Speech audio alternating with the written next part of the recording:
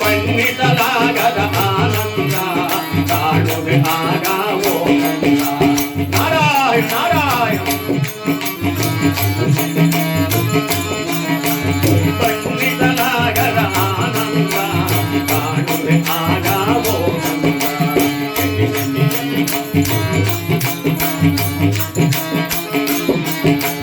ಪ್ರೇಮದಿ ಕರೆದರೆ ಬಾಯನು ಎಲ್ಲಿದ್ದರೂ ಅವನು ಆಲಿಸುವ ನಾರಾಯಣ ನಾರಾಯಣ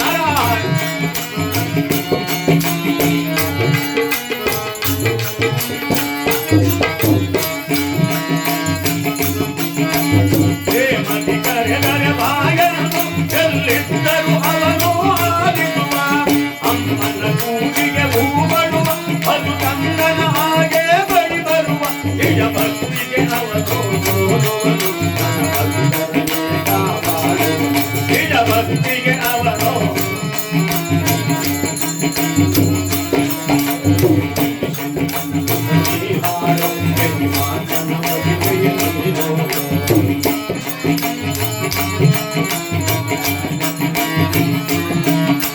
ಬಣ್ಣಿಸಲಾಗದ ಆನಂದ ಮಾಡುವೆ ಆಗಾವೋ ಕಂದ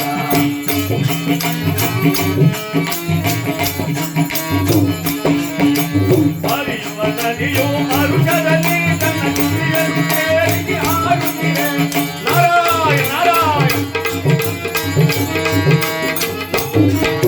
ಬೀಸುವ ಗಾಳಿಯು ಜೊತೆಯಾಗಿ ತನ್ನ ಧ್ವನಿಯನ್ನು ಕೂಡಿಸಿ ಬಾಡುತ್ತಿದೆ ಈ ಪ್ರಕೃತಿಯ ತನ್ನೊಳಗೊಂದಾಗಿ ಕೇವಲ ಪಾಡಿ ಈ ಪ್ರಕೃತಿಯ ತನ್ನೊಳಗೊಂದಾಗಿ ಕೇವಲ ಪಾಡಿ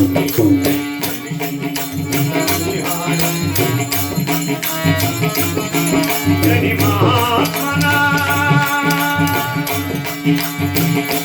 ಮಗಿನೆಯ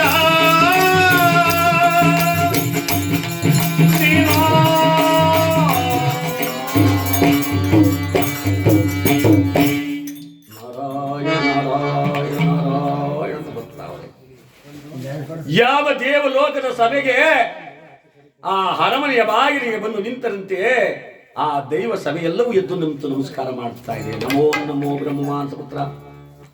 ದೇವೇಂದ್ರರು ಕೂಡ ಸಿಂಹಾಸನ ಕೆಳಗಿಳಿದು ಬಂದು ನಾನು ಮಹಾತ್ಮರ ಪಾದವನ್ನು ಮುಟ್ಟಿ ನಮಸ್ಕಾರ ಮಾಡಿಕೊಂಡು ಉಚಿತವಾದ ಆಸನಲ್ಲಿ ಕುಳ್ಳಿರಿಸಿ ಕೇಳ್ತಾ ಇದ್ದಾನೆ ಕಡೆ ಎತ್ತಲಿಂದ ಪಯಣ ಅಂದ್ರೆ ಯಾವ ಕಡೆಯಿಂದ ಬಂದಿರು ಸ್ವಾಮಿ? ದೇವೇಂದ್ರ, ನಾನು ಭೂಲೋಕದಲ್ಲಿ ಎಲ್ಲಾ ದೇಶ ಸುತ್ತಾಡಿಕೊಂಡು ಹಾಗೆ ಈ ನಿನ್ನ ಭವ್ಯವಾದ ವೈಭವೋಪೇತವಾದಕ್ಕಂತ ಈ ನಿನ್ನ ಸಭೆಯನ್ನ ಈ ದೈವ ಸಭೆಯನ್ನು ನೋಡ್ಕೊಂಡು ಹೋಗ್ಬೇಕು ಅಂತ ನಾನು ಈ ಮಾರ್ಗವಾಗಿ ಬಂದೆ. ನಾರಾಯಣ ನಾರಾಯಣ ನಾರಾಯಣ ನಾರಾಯಣ. ಗುರುಗಳೇ ಗುರುಗಳೇ ನಾನೊಂದು ಮಾತು ಕೇಳ್ತೀನಿ, ಇಲ್ಲ ಅನ್ಬಾರ್ದು. ನಾರಾಯಣ ನಾರಾಯಣ ನಾರಾಯಣ ನಾರಾಯಣ. ಅವ್ರು ನನ್ನ ಅಂತ ಹೇಳಣ್ಣ ಅಂತಾರೆ. ಅಲ್ಲಿ ದೇವೇಂದ್ರ ಕೇಳ್ತಾವನೆ, ಗುರುಗಳೇ ನೀವು ಭೂಲೋಕದ ಮಾರ್ಗವಾಗಿ ಬಂದೆ ಅಂತ ಹೇಳಿದ್ರಲ್ಲ, ಭೂಲೋಕದಲ್ಲಿ ನರಮಾನವರೆಲ್ಲರೂ ಯಜ್ಞ ಯಾಗಗಳಿಂದ ಜಪ ತಪಗಳಿಂದ ಭಾವೆ ವರ್ಷಗಳಿಂದ ಸತ್ಯ ಧರ್ಮ ನಿರತರಾಗಿ ಸದಾ ಕಾಲದಲ್ಲಿ ದೈವಭಕ್ತರಾಗಿ ಬಾಳ್ತಾ ಇದ್ದಾರೆ ಗುರುಗಳೇ. ನಾರಾಯಣ ನಾರಾಯಣ ನಾರಾಯಣ ನಾರಾಯಣ. ದೇವೇಂದ್ರ, ಒಳ್ಳೆ ಪ್ರಶ್ನೆನೇ ಕೇಳ್ತಾ ಇದೀಯಾ. ಬೇರೆಯವರ ಮಾತೆಲ್ಲ ನಮಗೆ ಏಕೆ? ನಾನು ಬರುವ ಮಾರ್ಗದಲ್ಲೊಂದು ಪಟ್ಟಣವನ್ನು ಕಂಡೆ. ಆಹಾ, ಯಾವ ಪಟ್ಟಣ? ಕಾಳಿಂಗ ಪಟ್ಟಣ ಪರಿಪಾಲನೆ ಮಾಡತಕ್ಕಂಥ ಸತ್ಯವ್ರತ ಮಹಾರಾಜನ ಪಟ್ಟಣ. ನಾನು ಅವನ ಅರಮನೆಗೆ ಹೋದಾಗ ಅವನು ಮಾಡಿದ ಸತ್ಕಾರ್ಯ, ಅವನು ಮಾಡಿದ ಸೇವೆ ಎಲ್ಲವನ್ನು ನಾನು ಸ್ಮರಿಸಿಕೊಳ್ಳುವುದಾದ್ರೆ ಈಗಲೂ ನನ್ನ ಮನಸ್ಸು ಪುಳುಕಾಂಕಿತವಾಗ್ತಾ ಇದೆ. ಅಂತಹ ಧರ್ಮಾತ್ಮನನ್ನ, ಅಂತಹ ಸತ್ಯವಂತನನ್ನ ನಾನು ಇದುವರೆಗೂ ಎಲ್ಲಿಯೂ ನೋಡಲಿಲ್ಲ. ಅಲ್ಲ, ನನ್ನ ಮಾತೇನಾದ್ರೂ ಸುಳ್ಳಾದ್ರೆ ಅವರ ಕುಲ ಗುರುಗಳಾಗ್ತಕ್ಕಂಥ ವಶಿಷ್ಠ ಮಹರ್ಷಿಗಳು ಇಲ್ಲೇ ಕುಂತವ್ರು ನೋಡಿ, ಕೈ ತೋರಿಸಿದ್ರಂತೆ ಅಷ್ಟೇನೆ, ನೀವಲ್ಲ. ಇವರೇ ಹೊಗಳಿದ್ರೆ ಎಲ್ಲರಿಗೂ ಸಂತೋಷನೇ, ತೆಗೆಳಿದ್ರು ಸ್ವಲ್ಪ ಬೇಜಾರು ಮಾಡ್ಕೋತಾರೆ ಅಷ್ಟೇನೆ. ಏನ್ ಸ್ವಾಮಿ ಮೊನ್ನೆ ದಿನ ಶಾಲೋ ಸಿನಿಮನ್ನ ದಾವಸ್ಪೇಟೆಯಲ್ಲಿ ಹೂನಾರಾಕಿ ಕೈ ಕುಲುಕಿ ಸನ್ಮಾನ ಮಾಡೋದಂತಂದ್ರೆ ಬನ್ನಿ ಎಲ್ಲ ನಿಮ್ಮ ಆಶೀರ್ವಾದ ಅಂತಾರೆ. ಅದನ್ನೇ ಬೇರೆ ತರ ಹೇಳಿ ರೇ ಯಾವ್ದೋ ದುಡ್ಡು ಕೊಡೋ ಮಾರ್ಕ್ ಯಾರೋ ಹಿಡ್ಕೊಂಡು ಅದಿಟ್ಟಿರಂತೆ ಬಸ್ ಸ್ಟ್ಯಾಂಡಲ್ಲಿ ಅಂದ್ರೆ ಸುಮ್ ಬರೋ ಇನ್ನೆಲ್ಲೋ ನನ್ನಂಗಿರೋ ನೋಡಿದ್ಯಾ ನಾನಲ್ಲ ಕಣೋ. ಈ ಹೋಗದಾಗ ವಶಿಷ್ಠ ಮಹಾರಾಜರಿಗೆ ಆನಂದ ಆಗ್ಬಿಡ್ತು. ಕುಳಿತಿದ್ದವರೇ ತಕ್ಕ ಮೇಲೆ ಕೆತ್ತುಬಿಟ್ರು. ಆ ಬಿಳಿ ಗಡ್ಡವನ್ನು ನೀರ್ಕೊಂಡು, ಸತ್ಯದೇವೇಂದ್ರ, ಈ ನಾರಾಯಣ ಮಾತು ಅಕ್ಷರ ಸತ್ಯ. ನನ್ನ ಶಿಷ್ಯ ಅಂತಹ ಸತ್ಯವಂತನೇ, ಅಂತಹ ಧರ್ಮಾತ್ಮನೇ, ಅಂತಹ ನೀತಿವಂತನೇ. ನನ್ನ ಶಿಷ್ಯನ ಸತ್ಯವನ್ನು ಮೀರ್ತಕ್ಕಂಥವರು ಈ ನಿನ್ನ ಸಭೆಯಲ್ಲಿದ್ದಾರಲ್ಲ 300 ಕೋಟಿ ದೇವತೆಗಳು, ಅವರಲ್ಲಿಯೂ ಯಾರೂ ಇಲ್ಲ. ಇಲ್ಲಿಯೇ ಕುಳಿತಿದ್ದಾರಲ್ಲ ಸಪ್ತ ಋಷಿಗಳು, ಅವರಲ್ಲಿಯೂ ಕೂಡ ಯಾರೂ ಇಲ್ಲ. ಅಷ್ಟೇ ಏಕೆ, ಈ ನಿನ್ನ ಸಭೆಯಲ್ಲಿ ಅಡಗಿ ಕುಳಿತಿರುವ ನವಗ್ರಹಗಳಲ್ಲಿಯೂ ಯಾರೂ ಇಲ್ಲ ಅಂದರು.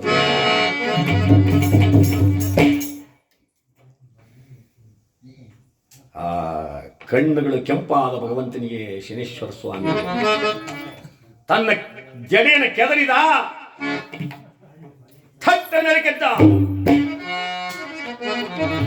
ವಶಿಷ್ಠ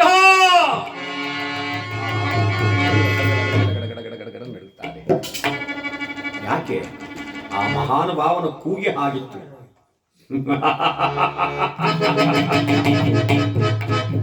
ಅಪ್ರಯೋಗ ಅಪಪ್ಲಾಪದಿಂದ ನಾರದ ಹೊಗಳುವುದು ಅದಕ್ಕತ್ತು ಎಂದು ದೇವೇಂದ್ರ ತಲೆದೂಗುವುದು ಹೋಯಿತು. ನೀವಿಬ್ಬರಿಗೂ ಕಾಕತಾಳನೆ ಆಯ್ದಂತ ಆಯಿತು. ಯಾರು ಸತ್ಯವಂತರು, ಯಾರು ಧರ್ಮಾತ್ಮರು, ಯಾರು ನೀತಿವಂತರು, ಯಾರು ದಾನವಂತರು? ಕೈಯಲ್ಲಿ ಹಣವಿರುವಾಗ ಎಲ್ಲರೂ ದಾನ ಮಾಡುತ್ತಾರೆ. ತಿನ್ನುವ ತುತ್ತನ್ನಕ್ಕೆ ಗತಿ ಇಲ್ಲದೆ ತೊಟ್ಟು ನೀರಿಗಾಗಿ ದೇಶ ಕೋಶವನ್ನು ಅಲೆಯುವಾಗ ಯಾವ ಮನುಷ್ಯನು ಸತ್ಯವನ್ನು ಉಳಿಸಿಕೊಂಡು ಬಾಳಲಾರ. ಈ ಮಾನವರ ವಿಚಾರವನ್ನ ನಾನು ಚೆನ್ನಾಗಿ ಬಲ್ಲೆ. ಬಾಯ್ ಇದೇನಯ್ಯ, ಕಂಡ ಹೇಳಿ ಕಂಡದಂತ ಕೋಪನ ಗಾದಿ ಹಾಗಾಯಿತು. ನನ್ನ ಶಿಷ್ಯ ಸತ್ಯವಂತ, ಆ ಮಾತನ್ನ ನಾನು ಇಲ್ಲಿ ನಿರೂಪಣೆ ಮಾಡಿ ನಿನಗೇಕೆ ಇಷ್ಟು ಕೋಪ? ವಶಿಷ್ಠರೇ, ಲೋಕಪೂಜಿತವಾದ ಹಳ್ಳಿ ಮರವು ತನ್ನ ಸುಕೃತ ಫಲದಿಂದ ಯಾವುದೋ ಒಂದು ಹಿಂದಿನ ಜನ್ಮದ ಫಲದಿಂದ ಪೂಜೆಯನ್ನು ಕೈಗೊಳ್ಳುತ್ತೆ ಎಂದ ಹಾಗೆ ಯಾವುದೋ ಒಂದು ವಿಶೇಷವಾದ ಶಕ್ತಿಯಿಂದ ಅವನು ರಾಜನಾಗಿದ್ದಾನೆ ಎಂದ ಆ ಕ್ಷಣಕ್ಕೆ ಈ ದೇವತೆಗಳು ಹೋಲಿಸಿ ಮಾತನಾಡ್ತಾ ಇದ್ದೀರಾ.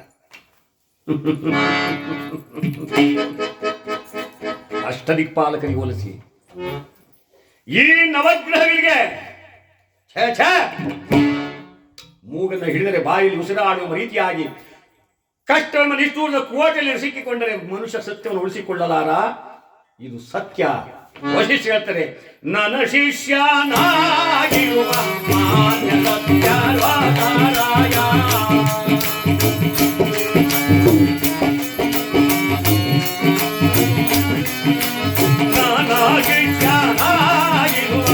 ಮಾನ್ಯ ಸತ್ಯರಾಯ ಸನ್ನೋದಾಯ ಗುಣವಂತ ಸನ್ನೋದಾಯ ಯಾರು ಏನು ಮಾಡಿದರು ನೀರಿ ಸತ್ಯವ ಬಿಡುವಾರಲ್ಲ.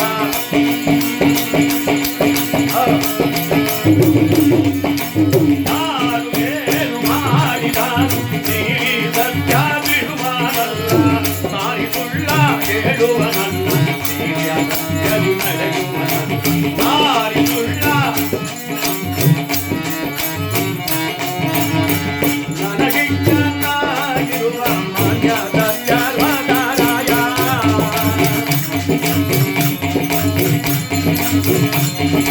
ಕನ್ನೋದಾಯ ಗುಣವಂತ ಯಾರೇನು ಮಾಡಿದರು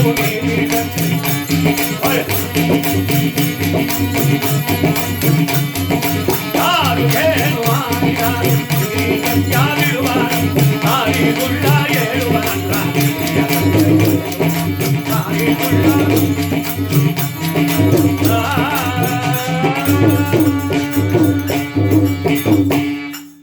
ನನ್ನ ಶಿಷ್ಯನ ಸತ್ಯವನ್ನು ಮೀರ್ತಕ್ಕಂಥವರು ಯಾವನೂ ಇಲ್ಲ. ಅದನ್ನ ನಾನು ಮತ್ತೊಮ್ಮೆ ನಾನು ಸಾರಿ ಹೇಳ್ತೀನಿ ಸೂರ್ಯಕುಮಾರ.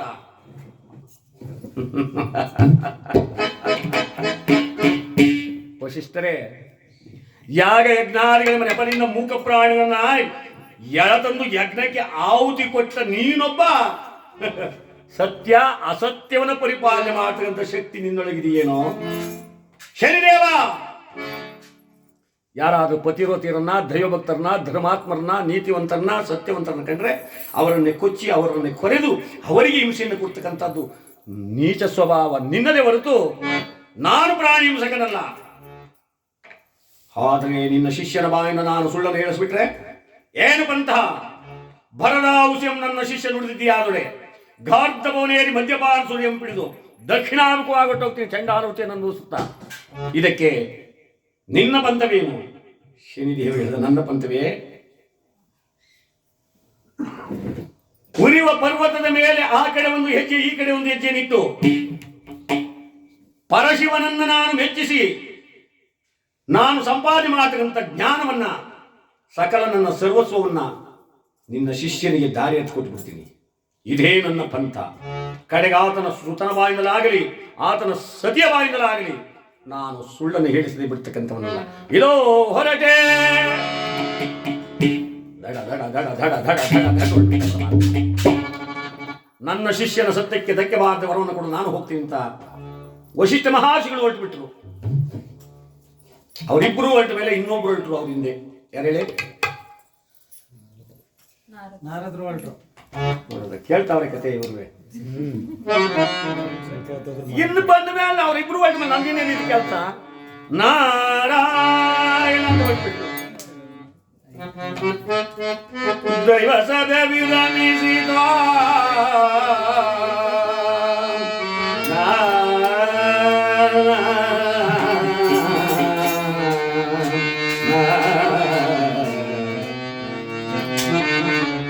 ಅಲ್ಲಿಗೆ ದೈವ ಸಭೆ ಸಮಾಪ್ತಿಯಾಗಬೇಕು.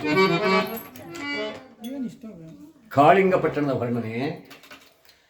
ಭಾರತ ಭೂಮಿಯ ಪೂರ್ವ ಪ್ರದೇಶದ ಮಧ್ಯ ಭಾಗದಿರುತ್ತಿದ್ದ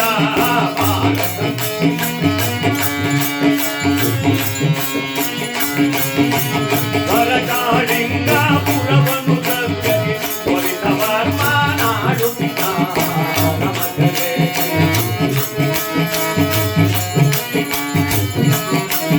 ಯವಗಳು ತಂದೆಯೋ ಮರಣವನೈದನು ನಲಿಸಿ ಔಷಧಿ ಪಚ್ಚಕ್ಕೆ ಬರುತ್ತ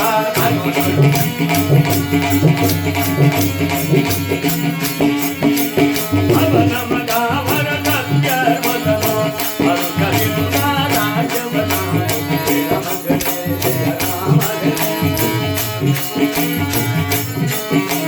ರಾಮ ರಾಮ ಜಯ ರಾಮ ಘರೆ ರಾಮ ರಾಮ ಜಯ ರಾಮ ರಾಮ ಜಯ ರಾಮ ಘರೆ ರಾಮ ಘರೆ ರಾಮ ಘರೆ ಜಯ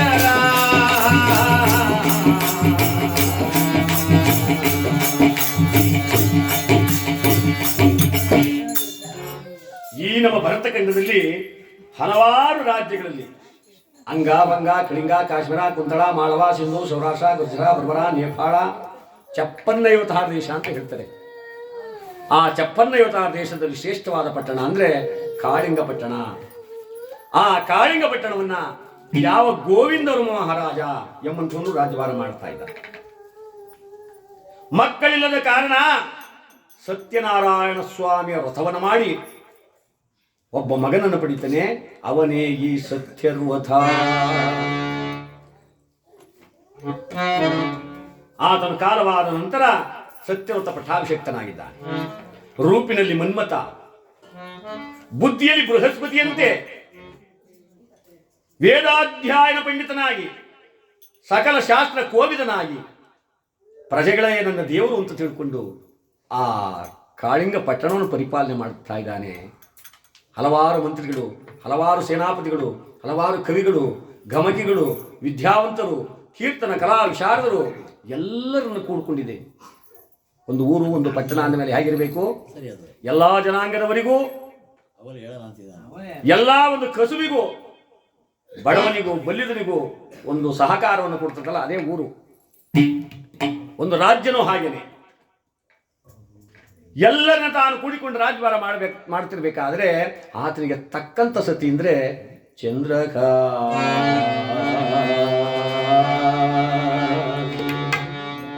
ಚಂದ್ರಹಾಸಿ ಅಂದ್ರೆ ಚಂದ್ರನಷ್ಟೇ ಕಳೆ ಉಳ್ಳವಳು, ಅಷ್ಟೇ ರೂಪವಂತಳು, ಅಷ್ಟೇ ಗುಣವತಿಯು. ಅಂತಹ ಹೆಂಡತಿಯ ಕೈ ಹಿಡಿದಿದ್ದಾನೆ ಸತ್ಯವ್ರತ ಮಹಾರಾಜ. ಯಾವ ಮಹತಾಯಿ ಯಾವಾಗಲೂ ಕೂಡ ಹಣೆ ತುಂಬ ಕುಂಕುಮ, ಕೆನ್ನೆ ತುಂಬ ಅರಿಶಿಣವನ್ನು ಇಟ್ಟುಕೊಂಡು, ಮುಡಿ ತುಂಬ ಹೂವನ್ನು ಮುಡ್ಕೊಂಡು ಆ ದೇವಿಯ ಮಂದಿರಕ್ಕೆ ಬಂದು ಆ ಜಗನ್ಮಾತೆಯನ್ನ, ಆ ದುರ್ಗಿಯನ್ನ, ಆ ಕಾತ್ಯಾಯನ ಪ್ರಾರ್ಥನೆ ಮಾಡ್ತಾ ಇರ್ತಾಳೆ.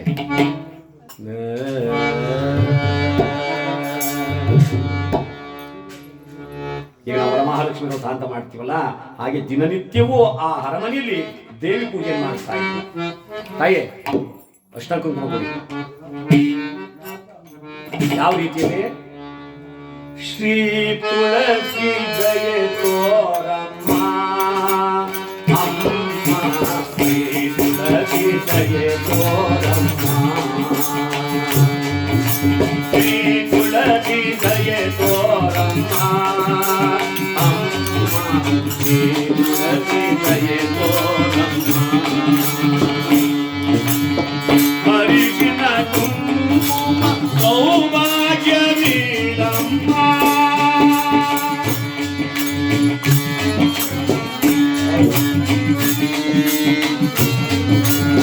ಹರಿಶಿನ ಕುಂಕುಮ ಸೌಭಾಗ್ಯ ನೀಡಮ್ಮ, ಚಿರಕಾಲ ಕಾಪಾಡಮ್ಮ ನಮ್ಮ, ಚಿರಕಾಲ ಕಾಪಾಡಮ್ಮ. ಶ್ರೀ ತುಳಸಿ ಜಯ ತೋರಮ್ಮ ಅಮ್ಮ, ಶ್ರೀ ತುಳಸಿ ಜಯ ತೋರಮ್ಮ.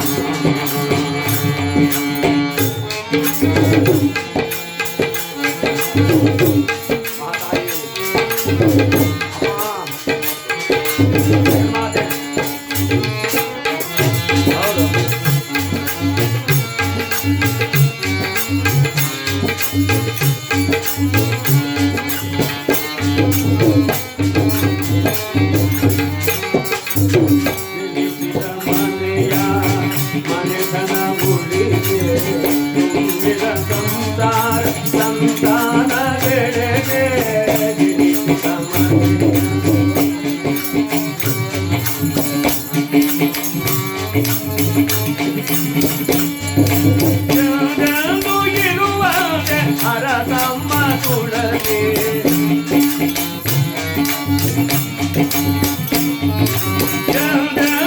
ಇರುವಂತೆ, ಅರಸಮ್ಮ ತುಳಸಿ, ಶ್ರೀ ತುಳಸಿ ಜಯ ತೋರಮ್ಮ ಅಮ್ಮ, ಶ್ರೀ ತುಳಸಿ ಜಯ ತೋರಮ್ಮ ಅಮ್ಮ.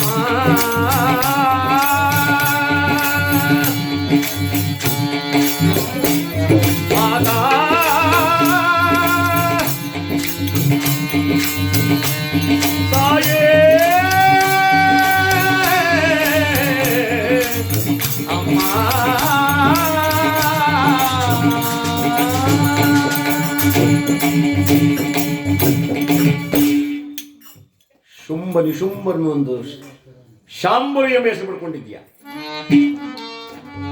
ತಾಯೇ ಜಗನ್ಮಾತೆ? ಮಹಿಷಾಸುರ ರಕ್ಕಸನ್ನು ಮರ್ದಿಸಿ ಮಹಿಷ ಮರ್ದಿನಿ ಅಂತ ಹೆಸರು ಪಡ್ಕೊಂಡಿದ್ಯಾ. ಭೀಮನಿಮ ರಕ್ಕಸನ್ನ ಒಲಿಸಿ ಭೀಮೆ ಹೆಸರು ಪಡ್ಕೊಂಡಿದ್ಯಾ. ನನಗೆ ಯಾವ ಭಾಗ್ಯ ಬೇಡ ತಾಯಿ, ನಿರಂತರದಲ್ಲಿ ನನ್ನ ಮಾಂಗಲ್ಯ ಭಾಗ್ಯವನ್ನು ಕಾಪಾಡು. ಆ ಅರಿಶಿನ ಕುಂಕುಮ ತಗೊಂಡು ತನ್ನ ಮಾಂಗಲ್ಯ ಧರಿಸ್ಕೊತಾ ಇದ್ದಾಳೆ. ಏನರ್ಥ? ನನ್ನ ಪತಿ ಜಯವಂತನಾಗಲಿ, ಗುಣವಂತನಾಗಲಿ, ಯೋಗ್ಯವಂತನಾಗಲಿ, ಖ್ಯಾತಿವಂತನಾಗಲಿ, ಈ ರೀತಿಯಾಗಿ ಹೆಣ್ಣು ಒಂದು ಪೂಜೆ ಮಾಡ್ತಕ್ಕಂಥದ್ದು ಆ ಮನೆಗೆ, ಆ ತನ್ನ ಪತಿಗೆ ಶ್ರೇಯಸ್ಕರವಾದದ್ದು. ಈ ರೀತಿಯಾಗಿ ತಾನು ಪೂಜಿಸುತ್ತಿರಬೇಕಾದ್ರೆ ಯಾವ ಮಹಾನುಭಾವನ ಆಗ್ತಕ್ಕಂಥ ಸತ್ಯವ್ರತ ಮಹಾರಾಜ ಒಂದಾನು ದಿವಸ ಯಾವ ಒಡ್ಡೋಲಗಕ್ಕೆ ಬರ್ತಾ ಇದ್ದಾನೆ. ಮಹಾರಾಜ ಬರ್ತಾ ಇದ್ದಾನೆ ಅಂದ್ರೆ ಪಕ್ಕದಲ್ಲಿ ಪರ ಕೇಳೋರು. ಹೌದು, ರಾಜಾದಿರಾಜ ರಾಜ ಗೋವಿಂದ ಮಹಾರಾಜ ಪುತ್ರ, ಜೈ ಪರ ಜೈ ಪರ ಜೈ ಪರ. ಒಡ್ಡೋಲಗಕ್ಕೆ ಬಂದು ಕುಳಿತಿದ್ದಾನೆ ಮಹಾರಾಜ.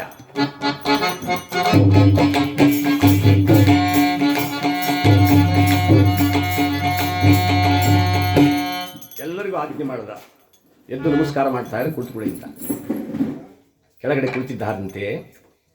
ಅಂತಹ ಸಭೆಗೆ ಪಶುಪತಾಶಾಸ್ತ್ರಿ ಅಂತಕ್ಕಂಥ ಬ್ರಾಹ್ಮಣೋತ್ತಮ ಕೈಯಲ್ಲಿ ಗ್ರಹ ಸಂಪುಟ ಅಂತಕ್ಕಂಥ ಒಂದು ಪಂಚಾಂಗವನ್ನು ಹಿಡ್ಕೊಂಡು ಸಭೆಗೆ ಬಂದ.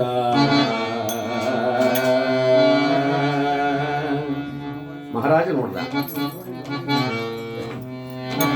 ಗುರುಗಳೇ ತಮ್ಮ ಕೈಲಿರುವ ಪುಸ್ತಕವ್ಯಾವುದು? ಮಹಾರಾಜ, ಇದು ಗ್ರಹ ಸಂಪುಟ ಅಂತಕ್ಕಂಥ ಪಂಚಾಂಗ. ಅಂದರೆ ಇದರ್ಥ ಯಾವ ಯಾವ ಗ್ರಹಗಳನ್ನು ಯಾವ ರೀತಿಯಾಗಿ ಪೂಜೆ ಮಾಡಿದ್ರೆ ಮನುಷ್ಯನಿಗೆ ಯಾವ ವಿಧವಾದ ಶುಭ ಫಲವನ್ನು ಕೊಡುತ್ತವೆ, ಯಾವ ಗ್ರಹಗಳು ಕ್ರೂರವಾದಾಗ ಮನುಷ್ಯನಿಗೆ ಏನು ಕಾಟವನ್ನು ಕೊಡ್ತವೆ, ಆ ಗ್ರಹಗಳನ್ನು ನಾವು ಶಾಂತಿ ಮಾಡಬೇಕಾದ್ರೆ, ನಮಗೆ ಸುಸ್ಥಿತಿಗೆ ಬರಬೇಕಾದ್ರೆ, ಧರ್ಮದ ಮಾರ್ಗದಲ್ಲಿ ನಮ್ಮನ್ನು ನಡೆಸ್ಕೊಂಡು ಹೋಗುವಂತೆ ಆ ಗ್ರಹಗಳು ಮಾಡಬೇಕಾದ್ರೆ ನಾವು ಯಾವ ಸ್ತೋತ್ರದಿಂದ ಆ ಗ್ರಹಗಳನ್ನು ನಾವು ಪ್ರಾರ್ಥನೆ ಮಾಡ್ಕೋಬೇಕು. ಇದೆಲ್ಲ ಬಹಳ ಮುಖ್ಯವಾದ ವಿಚಾರ ಸ್ವಾಮಿ. ಅಂತಹ ವಿಷಯವನ್ನು ಹೇಳುವುದೇ ಈ ಗ್ರಂಥದ ಮಹಿಮೆ. ಶಾಸ್ತ್ರಿಗಳೇ, ನಾನು ಬಹುಕಾಲದಿಂದ ಈ ಗ್ರಹದ ಮಹಿಮೆಯನ್ನು ಕೇಳಬೇಕು ನನ್ನ ಮನಸ್ಸು ಕುತೂಹಲ ಪಡ್ತಾ ಇತ್ತು. ದಯಮಾಡಿ ಒಂದೊಂದು ಗ್ರಹದ ವಿಚಾರವನ್ನು ಸಾಂಗೋಪಾಂಗವಾಗಿ ಹೇಳಿ ನನ್ನನ್ನು ಉದ್ಧರಿಸಿ. ಮಹಾರಾಜ, ಈ ಗ್ರಹಗಳ ಕಥೆಯನ್ನು ಕೇಳಬೇಕಾಗಲಿ ಪಠನೆಯಬೇಕಾಗಲಿ 9 ಬಗೆಯ ಧಾನ್ಯವನ್ನು ಪೂಜೆಗಾಗಿಟ್ಟು 3 ಬಗೆಯ ಎಣ್ಣೆಯಿಂದ ದೀಪವನ್ನು ಹತ್ತಿಸಿ 9 ಬಗೆಯ ಪುಷ್ಪದಿಂದ ಆ ಪರಮಾತ್ಮ ಅಲಂಕಾರ ಮಾಡಿ ಯಥೇಚ್ಛವಾಗಿ ದಾನ ಧರ್ಮವನ್ನು ಮಾಡಿ ಏಕಚಿತ್ತ ಮನೋಭಾವದಿಂದ ಪೂಜೆ ಮಾಡ್ಬೇಕು. ಹಂಗಿರ್ಬೇಕು ಮನಸ್ಸು. ಚಿತ್ತ ಅಂದರೆ ಮನಸ್ಸು ಒಂದೇ ಕಡೆ ಇರಬೇಕು. ಯಾರೇ ಕೂಕ್ಕೋತಾ ಇರಲಿ, ದೇವ್ರ ಪೂಜೆ ಮಾಡುವಾಗ ಅತ್ತಾಗಿತ್ತಾಗ ಅಲಗಾಡಬಾರ್ದು. ಈಗ ನಾವು ಹಂಗಲ್ಲ, ಗಂಟೆ ಗಳಗಳು ಬಡಿತಾ ಇರ್ತೇವೆ. ಎಲೆ ಕಡೆ ಕಟ್ಟಾಗ್ತೇನೋ, ಮನೆಗೆ ನೆಗಡಿ ಬಿದ್ದು ಹೋಯ್ತೇವಪ್ಪ, ಅವಳೆಲ್ಲೋ ನೋಡೋ ಕಸ ಗುಡಿಸ್ಲೇನೋ, ಇದು ಪೂಜೆ ಆಗಲ್ಲ. ಗಂಟೆ ಬರೀ ಕೈಲಲ್ಲಾಡಿದ್ರೆ ಏನು ಪ್ರಯೋಜನ ಇಲ್ಲ.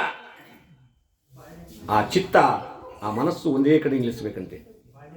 ಅಂದರೆ ನೋಡಿ, ಈಗ ನಮ್ಮ ಶಾಸ್ತ್ರಿಗಳು ಅದ್ಭುತವಾಗಿ ಫೋಟೋವನ್ನು ಕೂಡ ಅಲಂಕಾರ ಮಾಡಿದ್ದಾರೆ. ಅವರು ಹೇಳಿದ ಹಾಗೆ ಒಂದೊಂದು ಗ್ರಹವನ್ನು ನಾವು ಹೇಳಿದ ಹಾಗೆ ನೀವು ದಂಪತಿಗಳು ಪೂಜೆ ಮಾಡಬೇಕಾಯ್ತು ಸ್ವಾಮಿ.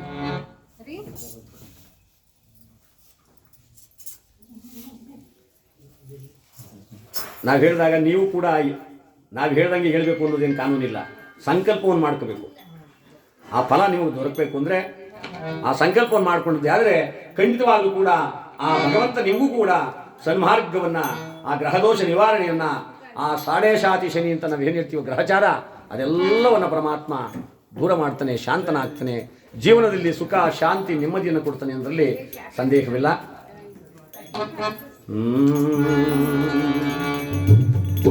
ಇಷ್ಟೆಲ್ಲ ನಮ್ಮ ಅರಮನೆಯಲ್ಲಿ ಸಿದ್ಧವಾಗಬೇಕಪ್ಪ. ಏನು ಮಹಾರಾಜನಿಗೆ ಏನು ಕಡಿಮೆ ಇತ್ತು? ಯಾರಲ್ಲಿ ಗ್ರಹ ಪೂಜೆಗೆ ಸಕಲ ಸಾಮಗ್ರಿಗಳು ಸಿದ್ಧವಾಗಲಿ ಅಂತ ಅಪ್ಪಣೆ ಮಾಡ್ದ. ತತ್ಕ್ಷಣದಲ್ಲಿಯೇ ಆ ಪೂಜಾ ಸಾಮಗ್ರಿಗಳನ್ನು ಸಿದ್ಧತೆ ಮಾಡಿದ್ದಾರೆ.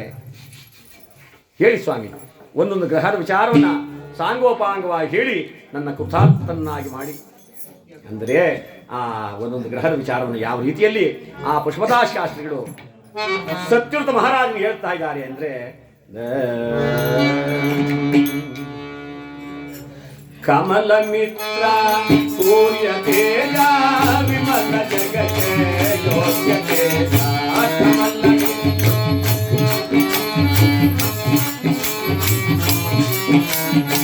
ಅವನಕ್ಕೆ ಜನಕ್ಕೆ ಕೊಡುತ್ತಿದ್ದನು ಸೌಭಾಗ್ಯವನ್ನ ಅವನಕ್ಕೆ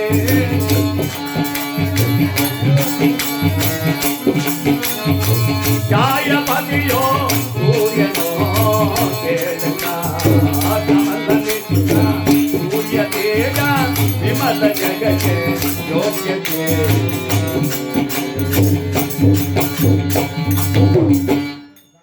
ಸ್ವಾಮಿ, ಮರೀಚಿ ಬ್ರಹ್ಮನ ಮಗ ಕಶ್ಯಪ ಬ್ರಹ್ಮ, ಈತನ ಮಗನೇ ಸೂರ್ಯನು. ಈತನು ಬಹಳ ಉಷ್ಣದಿಂದ ಕೂಡಿದ ಗ್ರಹವಾದ ಕೂಡ ಭೂಲೋಕದ ಮಾನವರಾದ ನಾವುಗಳು ಶ್ರದ್ಧಾಭಕ್ತಿಯಿಂದ ಏಕಚಿತ್ತ ಮನೋಭಾವದಿಂದ ಯಾವ ಸೂರ್ಯ ದೇವನಿಗೆ ಯಾವ ಧಾನ್ಯವನ್ನು ನೀಡಬೇಕು?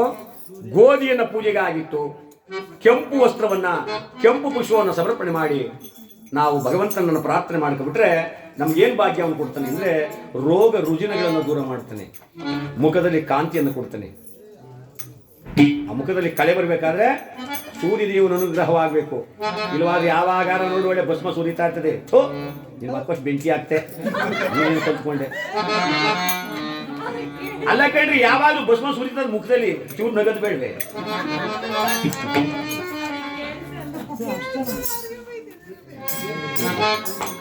ಅವ್ರಿಗೆಲ್ಲ ಬೈದಿತ್ತು. ಆ ಗ್ರಹ ಪೂಜೆ ಮಾಡುವಾಗ ಒಂದೇ ಮನಸ್ಸಿರ್ಬೇಕು, ಅಸಡ್ಡೆ ಮಾಡುವಾಗ ಏನು ಪ್ರಾರ್ಥನೆ ಮಾಡ್ಕೋಬೇಕು? ಜಪ ಕುಸುಮ ಸಂಕಾಶೋ ಕಾಶ್ಯತ್ಯೇಯ ಮಹದ್ಯುತ್ಯೋ ತಮೋರಿಗ್ನಂ ಸರ್ವಪಾಪಜ್ಞ ಪ್ರಣತೋಸ್ಮಿ ದಿವಾಕರ ಪ್ರಣತೋ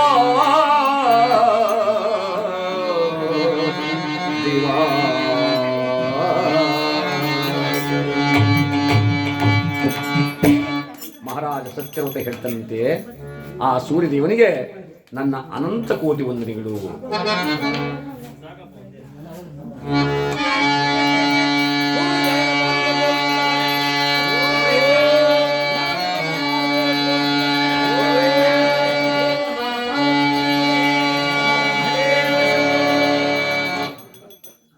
ಅಮ್ಮ ಇಲ್ಲ ಈಗಲ್ಲ, ನವಗ್ರಹ ಎಲ್ಲ ಮುಗಿದ್ಮೇಲೆ. ಇನ್ನು ಎರಡನೇ ಗ್ರಹ ಚಂದ್ರಗ್ರಹ. ಶಿವನ ಪಣೆಗೆ ಯೋಗ್ಯದಾನೋ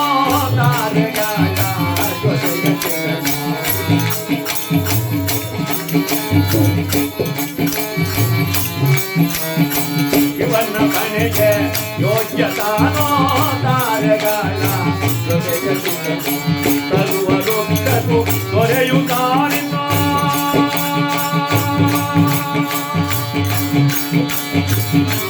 ಅಯ್ಯ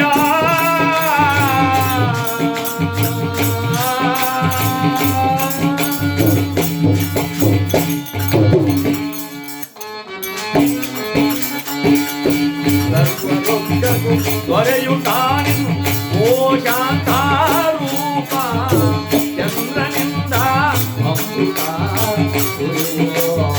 ಶಿವನ ಪಣೆ ಯೋಗ್ಯತಾನು ತಾರೆಗಳ ಜೊತೆಯಲ್ಲಿದ್ದ.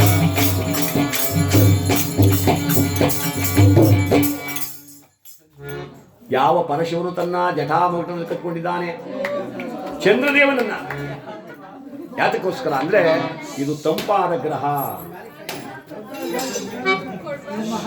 ಗ್ರಹ ಪೂಜೆ ಮುಗಿದೋಗ್ಲಿ, ಗ್ರಹ ಪೂಜೆ ಮಾಡಿ ಏನು ತಿನ್ನಬಾರ್ದು.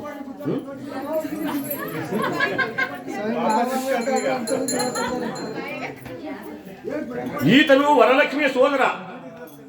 ಈತನ ಹತ್ರ ಸದಾ ಕಾಲದಲ್ಲಿಯೂ ಅಮೃತ ಕಲಶ ಇರುತ್ತೆ. ಈತನು ಜೀವದಾತ ಅಂತ ಕೂಡ ಹೇಳ್ತಾರೆ. ಯಾರಿಗೆ? ಚಂದ್ರದೇವನಿಗೆ. ಬರಬಾರ್ದು ಬಂದು ರೋಗ ಬಂದುಬಿಟ್ಟು ಆಸ್ಪತ್ರೆಗೆ ಸೇರಿಸಿ ಡಾಕ್ಟರ್ಗಳಲ್ಲಿ ಕತ್ತರಿಸೋ ಟೈಮ್ ಬಂದ್ರು ಡಾಕ್ಟರ್ ಹೇಳ್ತಾರೆ, ಕಟ್ಟು ದುಡ್ಡ ನಿಮ್ಮ ಅಪ್ಪನ ಉಳಿಸ್ತೀನಿ ಅಂತಾರೆ. ಆಪರೇಷನ್ ಏನಾರ ಫೇಲ್ ಆದ್ರೆ ಡಾಕ್ಟ್ರೇ ಅಯ್ಯೋ ನಾನೇನಪ್ಪ ಬೇಡ.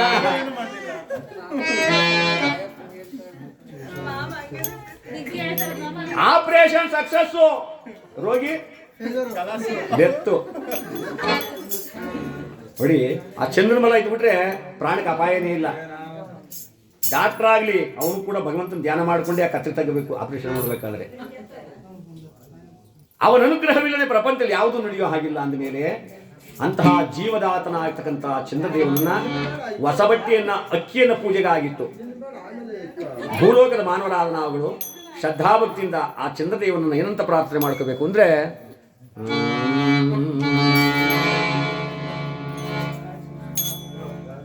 ಶಶಿನಂ ಸೋಮಂ ಶಂಭೋ ಮುಕುಟಭೂಷಣಂ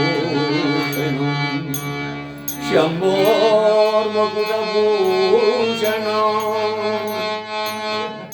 ಶಂಭೋ ಮಕುಟಭೂಷಣಂ.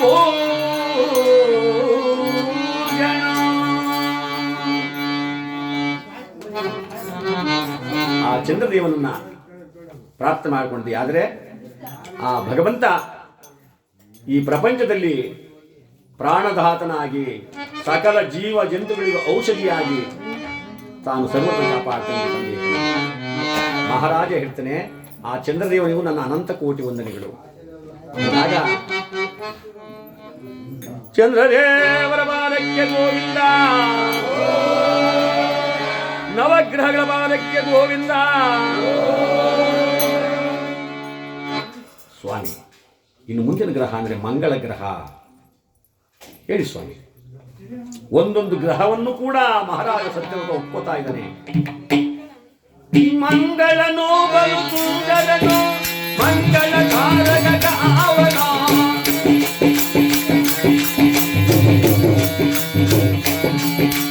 ನಂಬಿದವರನೋ ಬೆಂಬಿಡಲೆಗಾಯು ಮಂಗಳ ಅಯ್ಯ.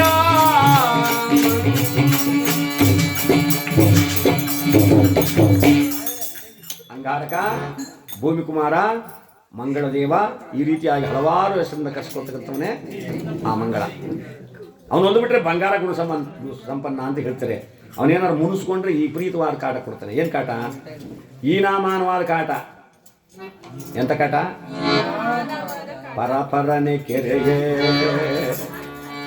ಅಳಿಯ ಕೂತಾವ್ ತಾಳು ಕೆರ್ಕೋಬಾರ್ದು ಅನ್ನಂಗಿಲ್ಲ. ಅತ್ತೆ ಕೂತಾವ್ ತಾಳು ನಾನು ಕೆರಿಬಾರ್ದು ಅಂತ ಆ ಯಮನು ಅನ್ನಂಗಿಲ್ಲ. ಪರ್ರ ಪರ್ರ ಪರ್ರ ರಕ್ತ, ಗಾಯ, ಕೀವು, ಹುಣ್ಣು, ಇಂಥ ಹೀನಾಮಾನವಾದ ಕಾಟ ಕೊಟ್ಬಿಡ್ತಾನೆ. ಯಾರೋ ಮಂಗಳದೇವ, ಅದಕ್ಕೆ ಮಾತಾಡಬೇಡಿ ನೀವು, ಸ್ವಲ್ಪ ಅವನ ಕಡೆ ಜ್ಞಾನ ಕೊಟ್ಬಿಡಿ, ಇದನ್ನೆಲ್ಲ ದೂರ ಮಾಡ್ತಾನೆ. ಈ ಮೊದಲೆಲ್ಲ ತಲೆಯಲ್ಲಿ ಉಣ್ಣಾಗ್ಬಿಡವು, ಯಾವ ಔಷಧಿ ತಂದುಕಿದ್ರು ಕೂಡ ಹೋಗಕ್ಕಿಲ್ಲ ಆ ಗಾಯ. ಮಕ್ಕಳಿಗೆ ಉತ್ತುತ್ ಪ್ರಸಾದ ತಂದಿಕ್ಕೋರು, ದೊಡ್ಡ ಮಾ ಚಕ್ಕೆತೆ ದಿಕ್ಕೂನೋರು, ಯಾವ ಚಕ್ಕೆತೆ ದಿಕ್ಕಿದ್ರು ವಾಸಂಕಿಲ್ಲ. ಇಂಥ ಹಿರಿಯೋರು ಗೊತ್ತು, ಮಕ್ಕಳೆತ್ತಿರೋರಿಗೆ ಏನವ ಅದು ಎಲ್ಲ ಮಂಗಳನ ಕಾಟ. ಅದಕ್ಕೋಸ್ಕರ ಅಂತಹ ಮಂಗಳ ದೇವನಿಗೆ ತೊಗರಿ ಕಾಳನ ಪೂಜೆಗೆ ಆಗಿತ್ತು.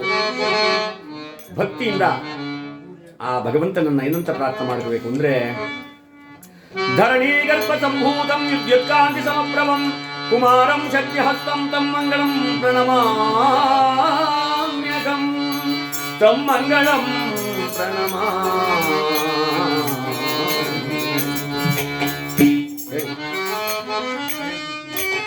ಮಂಗಳದೇವರ ಬಾಲಕ್ಕೆ ಗೋವಿಂದ, ಶನಿದೇವರ ಬಾಲಕ್ಕೆ ಗೋವಿಂದ, ಭಕ್ತನ್ನು ಉದ್ಧಾರ ಮಾಡೋ ಗೋವಿಂದ. ಬಹಳ ಸಂತೋಷ ಗುರುಗಳೇ. ಇನ್ನು ಮುಂದಿನ ಗ್ರಹದ ವಿಚಾರ ನೋಡಿ ಮಹಾರಾಜ. ಇನ್ನು ಮುಂದಿನ ಗ್ರಹ ಅಂದ್ರೆ ಬುಧ ಗ್ರಹ, ಬುಧ ಸನ್ಮಾನಿತ. ಆ ಬುಧದೇವ ಓದ್ಬಿಟ್ರೆ ಸನ್ಮಾನಗಳು. ಈಗ ನಮ್ಮ ಕೃಷ್ಣಪ್ಪನವ್ರು ಸನ್ಮಾನ ಮಾಡಲ್ಲ, ಅಂತ ಸನ್ಮಾನಗಳು ಹುಡಿಕೊಂಡು ಬರ್ತಾವಂತೆ. ಇಲ್ಲ ಅಂದ್ರೆ ಕೆರೆಯೋರೇ ಗತಿ ಇರಲ್ಲ. ಅಲ್ಲ, ಕರೆಯೋರು ಅದಕ್ಕೋಸ್ಕರವಾಗಿ ಆ ಬುಧದೇವನನ್ನ ನಾವು ಬುದ್ಧಿಯೊಳಗೆ ಪ್ರಸಿದ್ಧ ನವನೋ ವೃತ್ತಿಗೊಳ್ಳುವ ಜಗದ ಜನತೆ.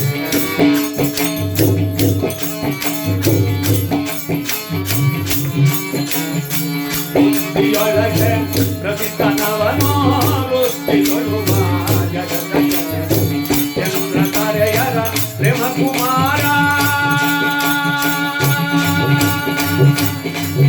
ಅಯ್ಯ.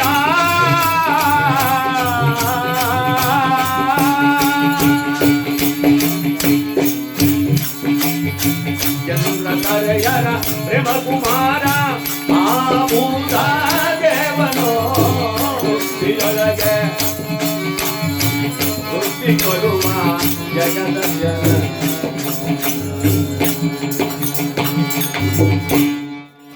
ಬುದ್ಧಿಯೊಳಗೆ ಪ್ರಸಿದ್ಧನಾಗ್ತಕ್ಕಂಥವನು, ಒಳ್ಳೆ ಬುದ್ಧಿಯನ್ನ, ಒಳ್ಳೆ ಸನ್ಮಾರ್ಗವನ್ನ, ಜ್ಞಾನವನ್ನ ಸಂಪಾದನೆ ಮಾಡಿಕೊಡ್ತಕ್ಕಂಥ ಗ್ರಹ ಅಂದ್ರೆ ಬುಧ ಗ್ರಹ. ಚಂದ್ರ ತಾರೆಯರ ಸಮಾಗಮದಿಂದ ಉತ್ಪತ್ತಿ ಆದವನು ಈ ಬುಧ ಗ್ರಹ. ಅಂತಹ ಬುಧದೇವನಿಗೆ ಹೆಸರಕಾಲನ ಪೂಜೆಗೆ ಆಗಿತ್ತು.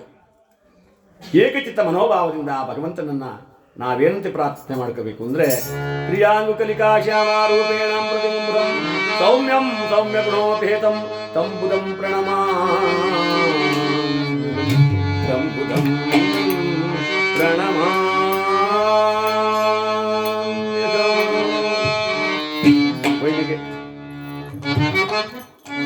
ಬುಧದೇವರ ಪಾದಾರವಿಂದಕ್ಕೆ ಗೋವಿಂದ, ಬುಧಗ್ರಹದ ಪಾದಾರವಿಂದಕ್ಕೆ ಗೋವಿಂದ. ನಮ ಪಾರ್ವತಿ ಪತಯೇ.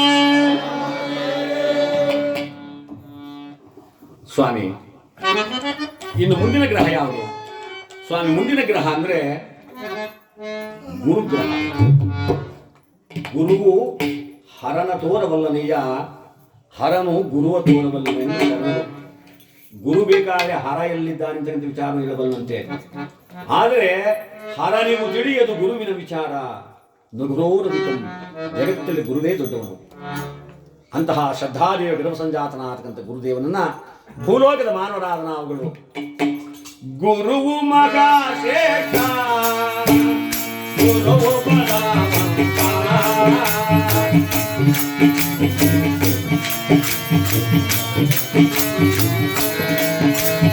ಗುರುವು ಮಗ ಶ್ರೇಷ್ಠ, ಗುರುವು ಬಲವಂತ, ಗುರುವಿಗೆ ಅಧಿಕಾರೋ ಜಗದೊಳಗ ಇಲ್ಲ, ಈ ಜಗದೊಳಗ ಇಲ್ಲ.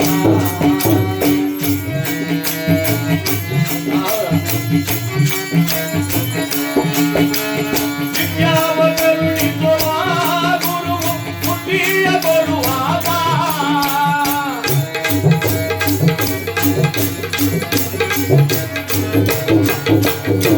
ಯಾವ ಕರುಣಿಸುವ ಬುದ್ಧಿಯ ಕೊಡುವಾಗ, ಎತ್ತೆಯು ಕೂಗಿಸಿದೆ ಎಲ್ಲವ ಕರುಣಿಸುವ, ಎತ್ತೆಯು ಕೂಗಿಸಿದೆ ಎಲ್ಲವ ಕರುಣಿಸುವ, ಎಲ್ಲವ ಕರುಣಿಸುವ, ಎಲ್ಲವ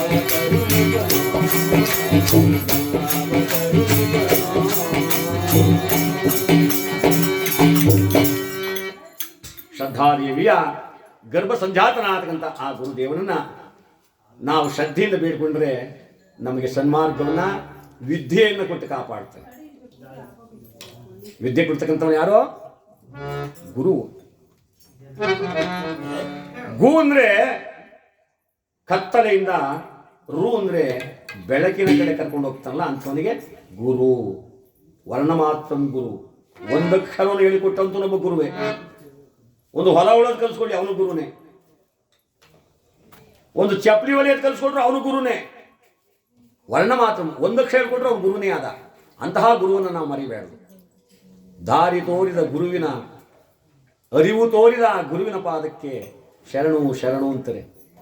ಅರಿವನ್ನು ತೋರ್ತಕ್ಕಂಥವನು ಅಂತಹ ಯಾವ ಶ್ರದ್ಧಾದೇವಿ ಗರ್ಭಸಂಜಾತನಾದಂತಹ ಗುರುದೇವನನ್ನ ಭೂಲೋಕದ ಮಾನವರಾದ ನಾವುಗಳು ಆ ಭಗವಂತನಿಗೆ ಕಡಲೆಯನ್ನು ಪೂಜೆಗಾಗಿಟ್ಟು ಶ್ರದ್ಧಾಭಕ್ತಿಯಿಂದ ನಾವು ಬೇಡಿಕೊಂಡ್ರೆ ಈ ಮನುಷ್ಯನ ನಿಜ ಜೀವನದಲ್ಲಿ ಈ ಗ್ರಹಗಳದೇ ಕಾಟ. ಈ ಮಕ್ಕಳು ಓದದೇ ಇರಲಿ, ಒಂದು ಮದುವೆಗೆ ಕಂಕಣ ಭಾಗ್ಯ ಒದಗದೇ ಇರಲಿ, ಸರಿಯಾಗಿ ವಿದ್ಯೆತ್ತೇ ಇರಲಿ, ಸರಿಯಾಗಿ ಮನೆ ಸೇರದೇನೆ ಊರೂರು ಅಲಿತಾ ಇರಲಿ, ಇದಕ್ಕೆಲ್ಲ ಯಾರು ಕಾರಣ? ಗ್ರಹಚಾರ, ಗ್ರಹಚಾರ. ಅಂತಹ ಶ್ರದ್ಧಾದೇವಿ ಗರ್ಭ ಸಂಜಾತನಾಗತಕ್ಕಂಥ ಗುರುದೇವನನ್ನ ನಾವೇನಂತ ಪ್ರಾರ್ಥನೆ ಮಾಡ್ಕೋಬೇಕು ಅಂದ್ರೆ, ನೀವೆಲ್ಲ ಸಂಕಲ್ಪ ಮಾಡ್ಕೊಳ್ಳಿ.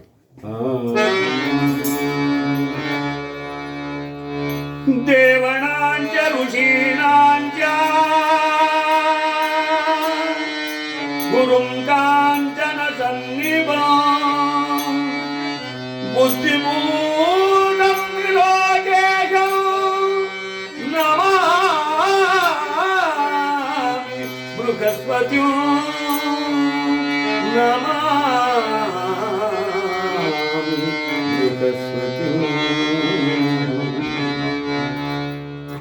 ಮಹಾರಾಜ ಆ ಸತ್ಯವ್ರತ ಹೇಳ್ತಾನಂತೆ, ಆ ಗುರುದೇವನಿಗೆ ನನ್ನ ಅನಂತ ಅನಂತ ಅನಂತ ಕೋಟಿ ವಂದನೆಗಳು.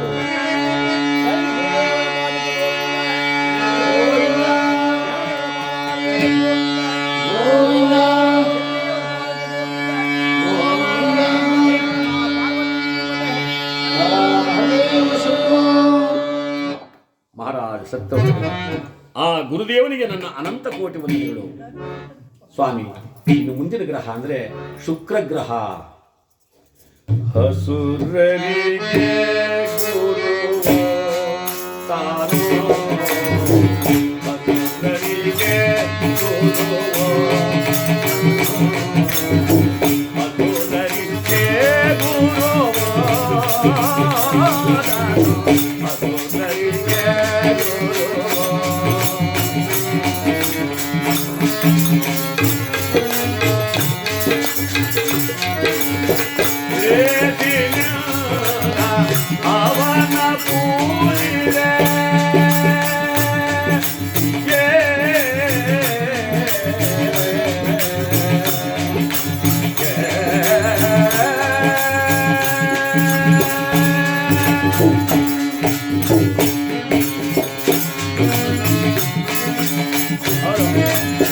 ಸೇರಿನಿಂದ ಅವನ ಪೂಜೆಗೆ ಕಾದಿಲ್ಲದೆ ಕೊಡುವ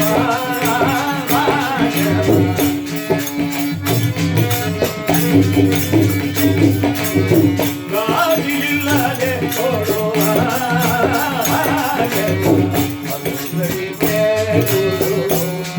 ನಾನು ಅಸುರರಿಗೆ ಗುರು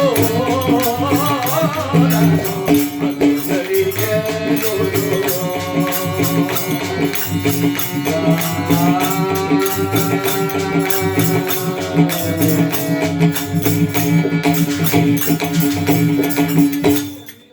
ಅಸುರರು ಅಂದ್ರೆ ರಾಕ್ಷಸರು, ಸುರರು ಅಂದ್ರೆ ಎಲ್ಲ ತಿಳ್ಕೊಬೇಕಲ್ಲ.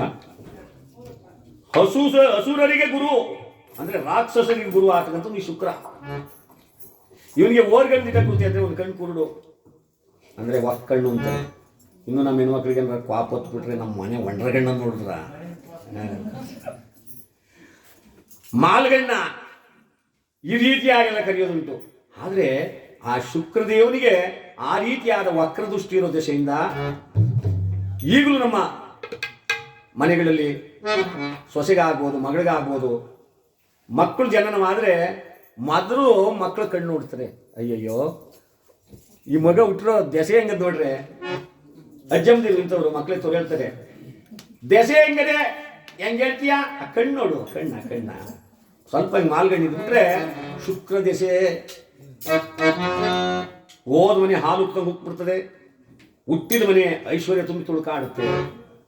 ಅದಕ್ಕೋಸ್ಕರವಾಗಿ ಅಂತಹ ಶುಕ್ರದೇವನನ್ನ ಭೂಲೋಕದ ಮಾನವರಾದ ನಾವುಗಳು ಏಕಚಿತ್ತ ಮನೋಭಾವದಿಂದ 3 ಬಗೆಯ ಎಣ್ಣೆಯಿಂದ ದೀಪವನ್ನು ಹತ್ತಿಸಿ 9 ಬಗೆಯ ಪುಷ್ಪದಿಂದ ಅಲಂಕಾರ ಮಾಡಿ ದೀಪ ಧೂಪ ನೈವೇದ್ಯಾದಿಗಳಿಂದ ಎಲ್ಲರಿಗಿದೆ ಒಂದು ಮಿಗಿಲಾಗಿ ಭಕ್ತಿ, ಆ ಭಕ್ತಿಯಿಂದ ಆ ಶುಕ್ರದೇವನನ್ನು ನಾವು ಪ್ರಾರ್ಥನೆ ಮಾಡಿಕೊಂಡಿದ್ವಿ. ಆದರೆ ಐಶ್ವರ್ಯವನ್ನು ಕೊಟ್ಬಿಡ್ತಾನೆ. ಎಲ್ಲೇ ಕೈ ಹಾಕಿ ಬರೀ ದುಡ್ಡೆ. ಹುಣಸೆಕಾಯಿ ಮಡಿಕೆ ಕೈ ಹಾಕಿ ಅಲ್ಲೂ ದುಡ್ಡೆಯ, ಮೆಣಸೆಕಾಯಿ ಮಡಿಕೆ ಕೈ ಹಾಕಿ ಅಲ್ಲೂ ದುಡ್ಡೆಯ, ಅಕ್ಕಿ ಡಬ್ಬು ಕೈ ಹಾಕಿ ಅಲ್ಲೂ ದುಡ್ಡೆಯ. ಎಲ್ಲೂ ಸಿಕ್ಕಿಲ್ಲ ಅಂದ್ರೆ ಯಜಮಾನ್ರು ಪ್ಯಾಂಟ್ ಪ್ಯಾಂಟ್ ಹಾಕಿರ್ತಾರಲ್ಲ, ಅಲ್ಲಿ ಕೈ ಹಾಕ್ಬಿಟ್ಟು ನಂಬಿಕೆ ಕಳ್ಕೋಬೇಡಿ. ಜೀವನದಲ್ಲಿ ನಂಬಿಕೆ ಕಳ್ಕೊಂಡು ಮತ್ತೆ ಸಂಪಾದನೆ ಮಾಡೋಕ್ಕಾಗಲ್ಲ. ಆದರೆ ನೀವೆಲ್ಲೇ ಪಾಪ ಉರ್ಸಿ ಪರೀಕ್ಷೆ ಮಡಗಿದ್ರು ಸಂಸಾರಕ್ಕೆ ತಾನೆ, ಮನೆ ಏಳಿಗೆಗೋಸ್ಕರ. ಗಂಡ ಏನಾದ್ರು ನೆತ್ತಿಗೆ ಬುದ್ಧಿ ಕಲಿಲ್ಲ ಅಂದ್ರೆ ಅವನು 4 ಗಂಟೆ ಆಯ್ತು ಅಂದ್ರೆ ನೀವೆಲ್ಲ ಮಡಗಿದ್ರು ಬಿಡಲ್ಲ, ಹುಡುಕ್ತಾನೆ. ಏನಂದ್ರೆ ಯಾವ ನೆಲ್ಲಿನ ಮೇಲೆ ಬಚ್ಚಿಟ್ ಮಡಗಿದ್ರು ಅಲ್ಲಿ ಹುಡುಕ್ತಾನೆ. ಏನ್ ತಾಯಿ ಹೆಣ್ಮಕ್ಳೆಲ್ಲ ಕೈ ಬಂದು ಇವ್ ಮನೆ ಕಾಯುವಾಗ ಹಿಂಗೆ ಕುಡ್ದು ಎಲ್ಲ ಹಾಳು ಮಾಡ್ಬಿಟ್ರಲ್ಲ. ತಾಯಿ ಇವ್ನ ಕೆಲಸ ಮಾಡು, ಮೆಣಸೆಕಾಯಿ ಮಡಿಕೆಗೆ ಅಂಡು ಮಾಡ್ಬಿಟ್ಟು ಮ್ಯಾಲ ಮಡಿಕೆ ಮಾಡ್ಬಿಡು, ಘಾಟು ಅಂತ ಮುಟ್ಟಲ್ಲ ಅಂತ ಕೊಟ್ಲಂತೆ. ಯಾರು ಈ ತಾಯಿ ಹೆಸರೇನೋ ಗೊತ್ತಿಲ್ಲ, ಪಾರ್ವತಮ್ಮ ನಾಗರತ್ನಮ್ಮನವರು. ಹಂಗೆ ಮಾಡ್ತೀನಿ ನಾಗರತ್ನಮ್ಮ ಅಂದ್ಬಿಟ್ಟು ಒಂದು ಕಾಣಿಸ್ಗೆ ಮೆಣಸೆಕಾಯಿ ತುಂಬಿಟ್ಟು ಕಷ್ಟಪಟ್ಟು ಸಂಪಾದನೆ ಮಾಡಿ ದುಡ್ಡೆಲ್ಲ ಹಂಡಕವಣ ಮಡಗಿದ್ಲಂತೆ. ಅಲ್ಲೂ ಹೊಡೆದ ಯಮ್ಮ, ಅಲ್ಲೂ ಹೊಡ್ಕೊಂಡು ತಿಂದ ಕಡೆ.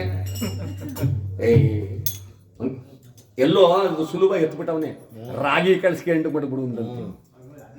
ಅಲ್ಲೂ ಹೊಡೆದ ಯಮ್ಮ, ಅಲ್ಲೂ ಹೊಡ್ಕೊಂಡು ತಿನ್ಕೊಂಡ. ತಾಯಿ ನಿನ್ ಬುದ್ಧಿ ನಿನ್ ಕೈಲಿ ಇರ್ಲಿ ನಿಂದು ಅಂದ್ರೆ ಏನರ್ಥ, ನಿನ್ ದುಡ್ಡು ನಿನ್ನ ತಂದೆ ಮಾಡಿಕೋ, ಎಲ್ಲೂ ಮಾಡಬೇಡ ಅಂತ. ಆಗೆಲ್ಲ ಕಾಯ್ದೆ ಮಾಡ್ಕೊಂಡು ಸೀರೆ 16 ವರ್ಷದ ಗೊತ್ತಿದ್ವಲ್ಲ, ಬಾಳೆಕಾಯಿ ಶೀಟ್ ಗಾತ್ರ ಹಾಕೋರು ಹೆಣ್ಮಕ್ಳು. ಏನೇ ದುಡ್ಡು ಬಂದ್ರು ಬಾಳೆಕಾಯಿಗೆ ಮಡಬಾರಂತೆ. ಈಗ ಹೆಂಗ್ ಮಾಡ್ದ ನೋಡೋಣ ಅಂತ ಇವನು ಮಿತಿಮೀರ್ ಮಗ ಅಲ್ಲಿ ತಾಂಡೆ ಬಿಟ್ನೆ. ಅಲ್ಲೂ ಎಲ್ಲೂ ಮಡಗಿದ್ರು ಬಿಡಲ್ಲ. ಮಡಗಿನೇನ್ ಪ್ರಯೋಜನ, ಬಾಳೆಕಾಯಿ ಹಾಕೇನ್ ಪ್ರಯೋಜನ ಅಂತ ಅವತ್ತು ಕಿತ್ತು ಬಿಸಾಕ್ತವ್ರು ಬಾಳೆಕಾಯ. ನಮ್ಮಂಗ್ ಲಾಡಿ ಕಟ್ಬಿಟ್ರಲ್ಲ, ಬಾಳೆಕಾಯಿ ಯಾರು ಹಾಕ್ತಾರೆ ಈಗ? ಇಲ್ಲ. ಅಂತಹ ಶುಕ್ರದೇವ ಅವನು ಮಹಿಮೆ ಮಹತ್ತರವಾಯಿತು. ಹಣವೇ ನಿನ್ನಯ ಗುಣವ ನಾನು ಎಷ್ಟು ವರ್ಣಿಸಲಯ್ಯ ಅಂತ ಹೇಳ್ತಾರೆ ದೊಡ್ಡವರು. ಆ ಹಣದ ಗುಣ ವರ್ಣಿಸಕ್ಕೆ ಸಾಧ್ಯವಿಲ್ಲ. ಹೀಗಿರಬೇಕಾದ್ರೆ ಅಂತಹ ಶುಕ್ರದೇವನನ್ನ ಭೂಲೋಕದ ಮಾನವರಾದ ನಾವುಗಳು ಆ ಭಗವಂತನಿಗೆ ಯಾವ ಫಲವನ್ನು ಕೊಡಬೇಕೋ ಅವರೇ ಕಾಳನ್ನು ಪೂಜೆಗಾಗಿ ಭಕ್ತಿಯಿಂದ ಪ್ರಾರ್ಥನೆ ಮಾಡ್ಕೋಬೇಕು. ದುಡ್ಡು ಬೇಕು ಅನ್ನೋರು ಕೈ ಮುಗಿರಿ, ದುಡ್ಡು ಬೇಡ ಅನ್ನೋರು ಕೈ ಇಳಿಬಿಟ್ಬಿಡಿ. ಹಿಂಗೆ ನೋಡ್ಕೊಳ್ಳಿ ಮೇಷ್ಟ್ರೆ, ನಮ್ಗೇನ ಬೇಕಪ್ಪ ನಿಮ್ ಕೈ ಹಿಮಕುಂದ ಋಣಾಲಾಭಾಂ ಪ್ರಭು ಸರ್ವಶಾಸ್ತ್ರವದ್ಧಾರಂ ಭಾರ್ಗವಂ ಪ್ರಣಮಾಮಿ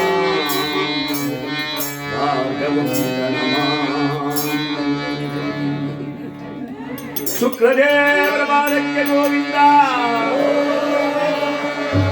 ಜ್ವರ ಬರಬೇಕು, ಇನ್ನ ಜ್ವರ ಬರಬೇಕು. ನವಗ್ರಹಗಳ ಪಾದಕ್ಕೆ ಗೋವಿಂದ. ಗೋವಿಂದ ಅಂತ ಮಾತ್ರ ಒಳ್ಳೇದು ಮಾಡೋ ಗೋವಿಂದ. ಬಹಳ ಆನಂದವಾಯ್ತು, ಬಹಳ ಚೆನ್ನಾಗಿ ಆ ಗ್ರಹ ಪೂಜೆ ನೆರವೇರ್ತಾ ಇದೆ. ಸ್ವಾಮಿ ಇನ್ನು 7ನೇ ಗ್ರಹದ ವಿಚಾರ ಒಂದಿದೆ ಹೇಳ್ಬಿಡ್ಲ ಅಂದ ಪುಷ್ಪದಾಸ ಶಾಸ್ತ್ರಿ. ಮಹಾರಾಜ ಸತ್ಯವ್ರತ ಹೇಳ್ತಾನೆ, ಧಾರಾಳು ಹೇಳಿ ಸ್ವಾಮಿ. ಕೇಳು ರಾಜನ ಶನಿಯ ಮಗಿನಯ, ಕೇಳು ರಾಜನ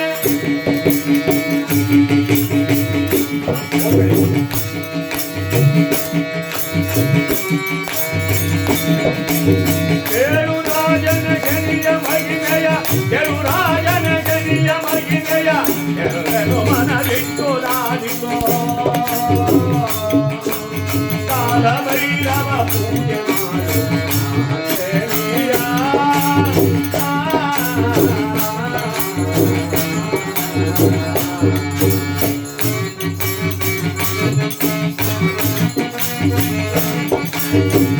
ನೋಡಲು ಕಪ್ಪು ರೂಪ ಒಪ್ಪದಿಂಪುರ ಗಾಣಿಗಾನ,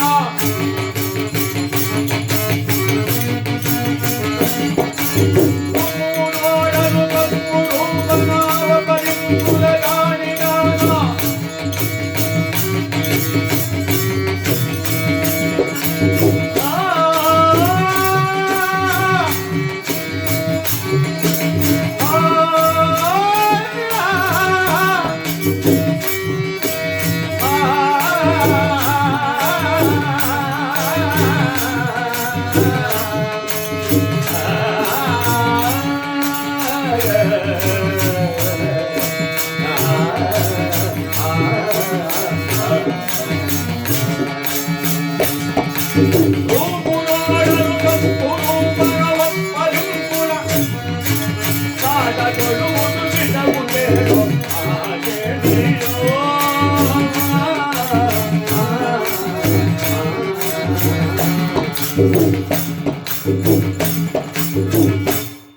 ಸ್ವಾಮಿ ರೂಪಿನಲ್ಲಿ ಕಪ್ಪು ರೂಪ, ಒಪ್ಪದಿಂಕುಲ ಗಾಣಿಗ.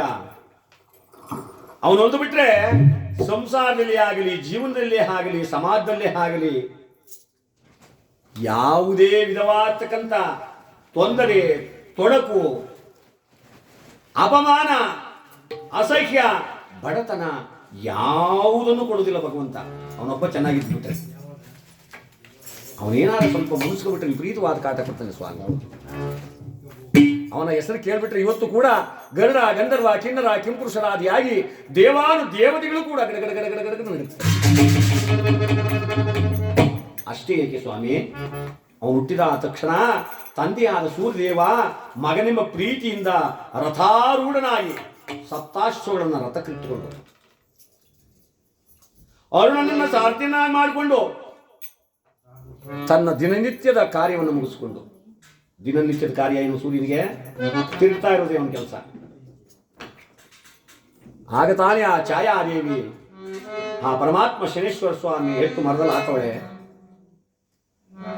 ಆನಂದವಾಗಿ ಬಂದದಂತೆ ಸೂರ್ಯನೇ ಸಾಯ್ತಿ, ಅಷ್ಟೊಂದು ಪ್ರಕಾಶಮಾನ ಅವನು.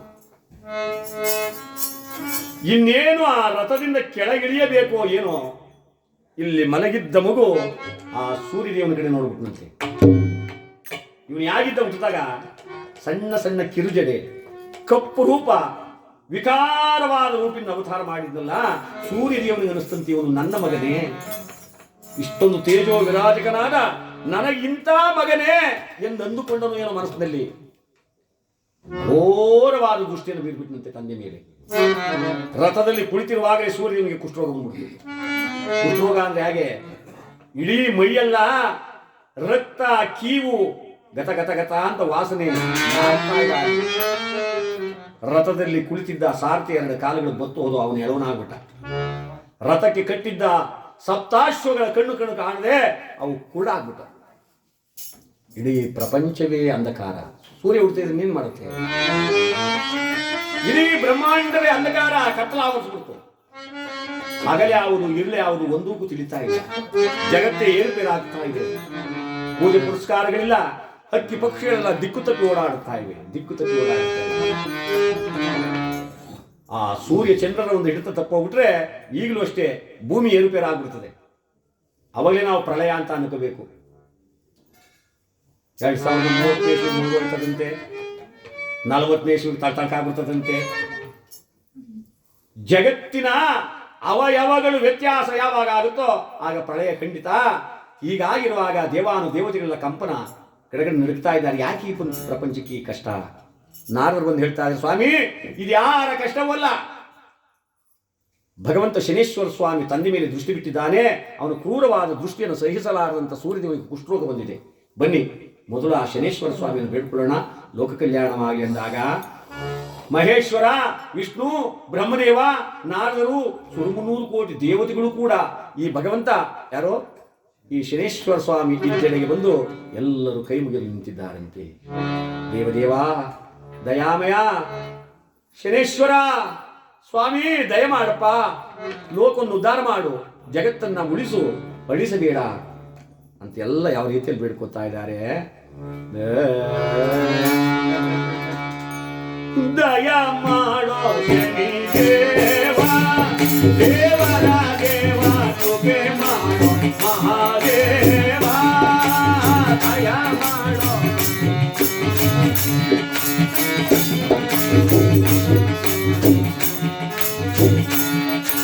ಬಂದಿರುವ ದುರಿತವ ಪರಿಹರಿಸೋ ಮಹಾದೇವ,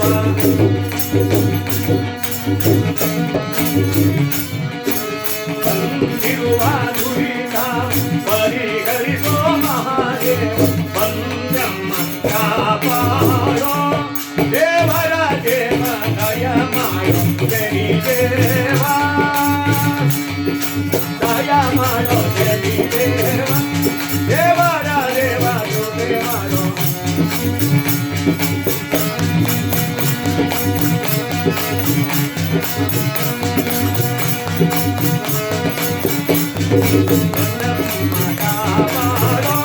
ದೇವರ ದೇವ ದಯ ಮಾಡೋ ದೇವಾ.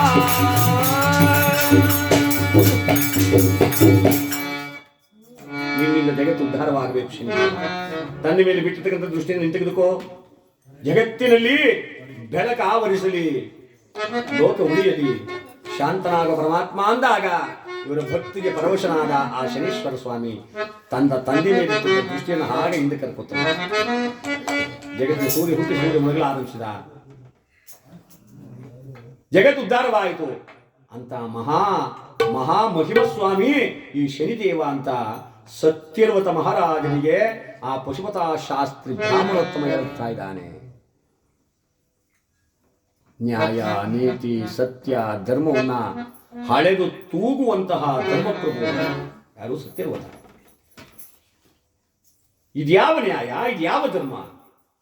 ಹುಟ್ಟಿದ ತಕ್ಷಣ ಹುಟ್ಟಿಸಿದ ತಂದೆಗೆ ಕೆಡು ಕಷ್ಟವನ್ನು ಇವನು ಕೊಟ್ಟ ಮೇಲೆ ಇವನು ದೇವರಾಗಲು ಸಾಧ್ಯವೇ ಇಲ್ಲ. ಪುತ್ರನಲ್ಲ, ಇವನೊಬ್ಬ ಬಹುಪುತ್ರ. ಅಂಧಕನಲ್ಲ, ಇವನೊಬ್ಬ ನಿಂದಕ. ಇಂಥವನಿಗೆ ನಾವು ಪೂಜೆ ಮಾಡಬೇಕೆ? ನಿಲ್ಲಿಸಿ ಪೂಜೆಯನ್ನ. ಸ್ವಾಮಿ ನಿಮಗೇನಾಗಿದೆ? ಏಕೆ? ದಯಮಾಡಿ ಆಗನ್ನಬಾರದು. ಎಲ್ಲ ಗ್ರಹಗಳಿಗೂ ಪೂಜೆ ನೆರವೇರಿದೆ, ಆ ಪರಮಾತ್ಮನಿಗೆ ಪೂಜೆ ನೆರವೇರಿಸಿಬಿಡೋಣ. ಸಾಧ್ಯವಿಲ್ಲ. ಮುಂದಿನ ಗ್ರಹದ ವಿಚಾರವನ್ನು ಹೇಳು ಸ್ವಾಮಿ. ಅದೇ ಭಯ. ಮುಂದಿನ ಗ್ರಹಗಳು ಅಂದ್ರೆ ರಾಹುಕೇತುಗಳು ಸ್ವಾಮಿ. ಸಿಂಹಿಕೆ ಎಂಬ ರಾಕ್ಷಸಿಯ ಗರ್ಭದಲ್ಲಿ ಹುಟ್ಟಿದಂತಹ ರಾಹು ಪಂಕ್ತಿವಂತನೆ ಮಾಡಿದಾಗ ಶ್ರೀಹರಿ ತನ್ನ ಸೌಟಿಯಿಂದ ಛೇದಿಸಿದ. ಮುಂಡವೇ ರಾಹುವಾಗಿ ಮುಂಡವೇ ಕೇತುವಾಯಿತು. ಅವು ಕೂಡ ಗ್ರಹದ ರೂಪದಲ್ಲಿ ಛಾಯಾಗ್ರಹಗಳಾಗಿ, ಯಾವ ಗ್ರಹ? ಛಾಯಾಗ್ರಹಗಳಾಗಿ ಕಾಡ್ತವಂತೆ. ಆ ಗ್ರಹಗಳನ್ನು ನಾವು ಶಾಂತಿ ಮಾಡಬೇಕಾದ್ರೆ ನಾವೇನಂತ ಪ್ರಾರ್ಥನೆ ಮಾಡಬೇಕು? ಉರುಳಿ ಉದ್ದನ್ನ ಪೂಜೆಗಾಗಿತ್ತು. ಯಾರಿಗೆ? ರಾಹುಕೇತುವಿಗೆ. ಒಂದೇ ಮನಸ್ಸಿನಿಂದ ಅರ್ಧಕಾಯ ಮಹಾವೀರ್ಯಂ ಚಂದ್ರಾದಿತ್ಯಂ ವರ್ಧನಂ ರೌದ್ರಂ ರೌದ್ರಾತ್ಮಕಂ ತಂ ರಾಘುವೇ ಪ್ರಣಮಃ. ಫಲಾಪುಷ್ಪಸಂಕಾಶಂ ತಾರಕಾಗ್ರಹಮಸ್ತಕಂ ರೌದ್ರಂ ರೌದ್ರಾತ್ಮಕಂ ತಂ ಕೇತುವೇ ಪ್ರಣಮಃ.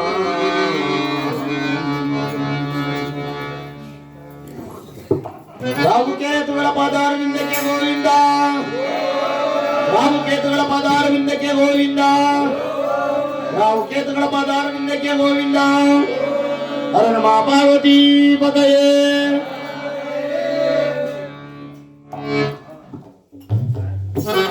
ಆದರೆ ಯಾವ ಮಹಾನುಭಾವನಾಗ್ತಕ್ಕಂತಹ ಬ್ರಾಹ್ಮಣರು ತಮ್ಮ ಕೈ ಮುಗಿದು ಕೇಳ್ತಾ ಇದ್ದಾನೆ, ಸ್ವಾಮಿ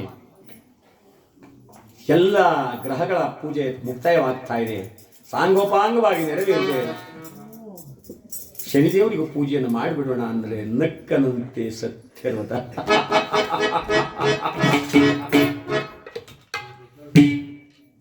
ಹುಟ್ಟಿದಾಗಲೇ ತನ್ನ ಪಿತನಿಗೆ ಕುಷ್ಠರೋಗವ ತಂದೀತನ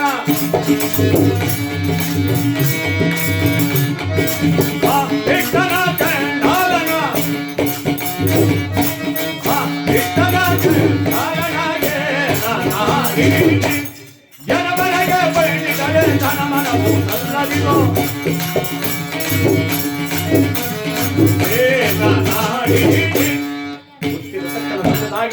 ಯಾರ ಕಷ್ಟವನ್ನು ಕೊಟ್ಟವನ್ನ ನಾವು ದೇವರು ಅಂತ ಪೂಜೆ ಮಾಡಬೇಕೆ. ಮತ್ತೊಮ್ಮೆ ಅವನ ಹೆಸರೆತ್ತಿದ್ರೆ ನಿಮ್ಮ ಕುತ್ತಿಗೆಯನ್ನು ಕತ್ತರಿಸಿ ಬಿಟ್ಟೇನು.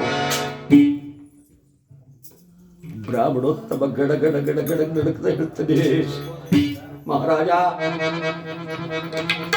ನಿಮಗೇನು ಕೇಳು ಬುದ್ಧಿ ಬಂತು? ಆ ಪರಮಾತ್ಮ ಈ ರೀತಿಯಾಗಿ ಜಡಿತಾ ಇದ್ದೀರಲ್ಲ, ಅವನೇನು ಸಾಮಾನ್ಯರು ಅಂತ ಭಾವಿಸಿದ್ದೀರಾ? ಅವನ ಹೆಸರೆತ್ತಿದ ಮಾತ್ರಕ್ಕೆ ಗರುಡ ಗಂಧರ್ವ ಕಿನ್ನರ ಕೆಂಪುಷರಾದಿಯಾಗಿ ದೇವಾನು ದೇವತೆಗಳೂ ಕೂಡ ನಿಲ್ಲುತ್ತಾರೆ. ಅಲ್ಪ ಮಾನವರಾದ ನಾವು ಅವನನ್ನು ಜರಿದು ಅವನ ವೃಥಾ ಅವನ ದೂರದೃಷ್ಟಿಗೆ ಪಾತ್ರರಾಗ್ತಾ ಇದ್ದೀರ. ಬೇಡಿ ಸ್ವಾಮಿ, ನಿಮ್ಮ ಮನೆಯ ಅನ್ನವನ್ನುಂಡು ಬೆಳೆದಿದ್ದೀನಿ, ನಿಮ್ಮ ಮನೆ ಉಪ್ಪನ್ನು ತಿಂದಿದ್ದೀನಿ, ನಿಮಗೆ ಅನ್ಯಾಯ ಆಗಬಾರದು. ಸತ್ಯವನ್ನು ಹೇಳ್ತೀನಿ ಕೇಳಿ. ಅವನನ್ನು ಮಾತ್ರ ಈ ರೀತಿ ನೀವು ಪರೀಕ್ಷೆಗೊಡ್ಡ ನೀಡಿ. ಬ್ರಾಹ್ಮಣ, ಅವನಂತಹ ದೇವರು ಯಾರು ನನ್ನ ಕಣ್ಣೆದುರಿಗೆ ಕರೆಸುವೆಯಾ? ಬೇಡಿ ಸ್ವಾಮಿ, ಹಠ ಮಾಡಬೇಡಿ. ಅವನಿಲ್ಲದ ಸ್ಥಳವಿಲ್ಲ, ಅವನಿಲ್ಲದ ಅಣುರೇಣು ಪ್ರಕಾಶ ಪ್ರವೇಕಾರಿ ಬ್ರಹ್ಮ ಪರ್ಯಂತವೂ ಕೂಡ ಹಡಕವಾಗಿದ್ದಾನೆ. ಅವನಿಲ್ಲದ ಜಾಗವೇ ಇಲ್ಲ. ಗಾಳಿಯಲ್ಲಿ, ನೀರಿನಲ್ಲಿ, ನನ್ನಲ್ಲಿ, ನಿನ್ನಲ್ಲಿ, ಇಡೀ ಬ್ರಹ್ಮಾಂಡದಲ್ಲಿಯೂ ಕೂಡ ವ್ಯಾಪಕವಾಗಿದ್ದಾನೆ ಪರಮಾತ್ಮ. ಪರೀಕ್ಷೆ ಮಾಡಬೇಡಿ ಸ್ವಾಮಿ. ಗುರುಮೂಲ, ನದಿ ಮೂಲ, ಸ್ತ್ರೀ ಮೂಲ, ಯಾವ್ಯಾವನ್ನು ಪರೀಕ್ಷೆ ಮಾಡಬಾರ್ದು? ಗುರುಮೂಲ, ನದಿ ಮೂಲ, ಸ್ತ್ರೀ ಮೂಲ, ದೈವ ಮೂಲ. ಈ ನಾಲ್ಕನ್ನ ಮಾತ್ರ ಯಾವತ್ತೂ ಪರೀಕ್ಷೆ ಮಾಡಕ್ ಹೋಗ್ಬಾರ್ದು. ಗುರುಮೂಲನೂ ಅಷ್ಟೇ. ಓಹೋ, ಇವನೇನು ಕಲ್ತ್ಬಾರ್ದು ಕಲ್ತ್ಬಿಟ್ಟವನು, ನಾನು 2 ದಿನ ನೋಡ್ರಿ ಹಿಂಗೆ ಬಾರಿಸ್ತೀನಪ್ಪ.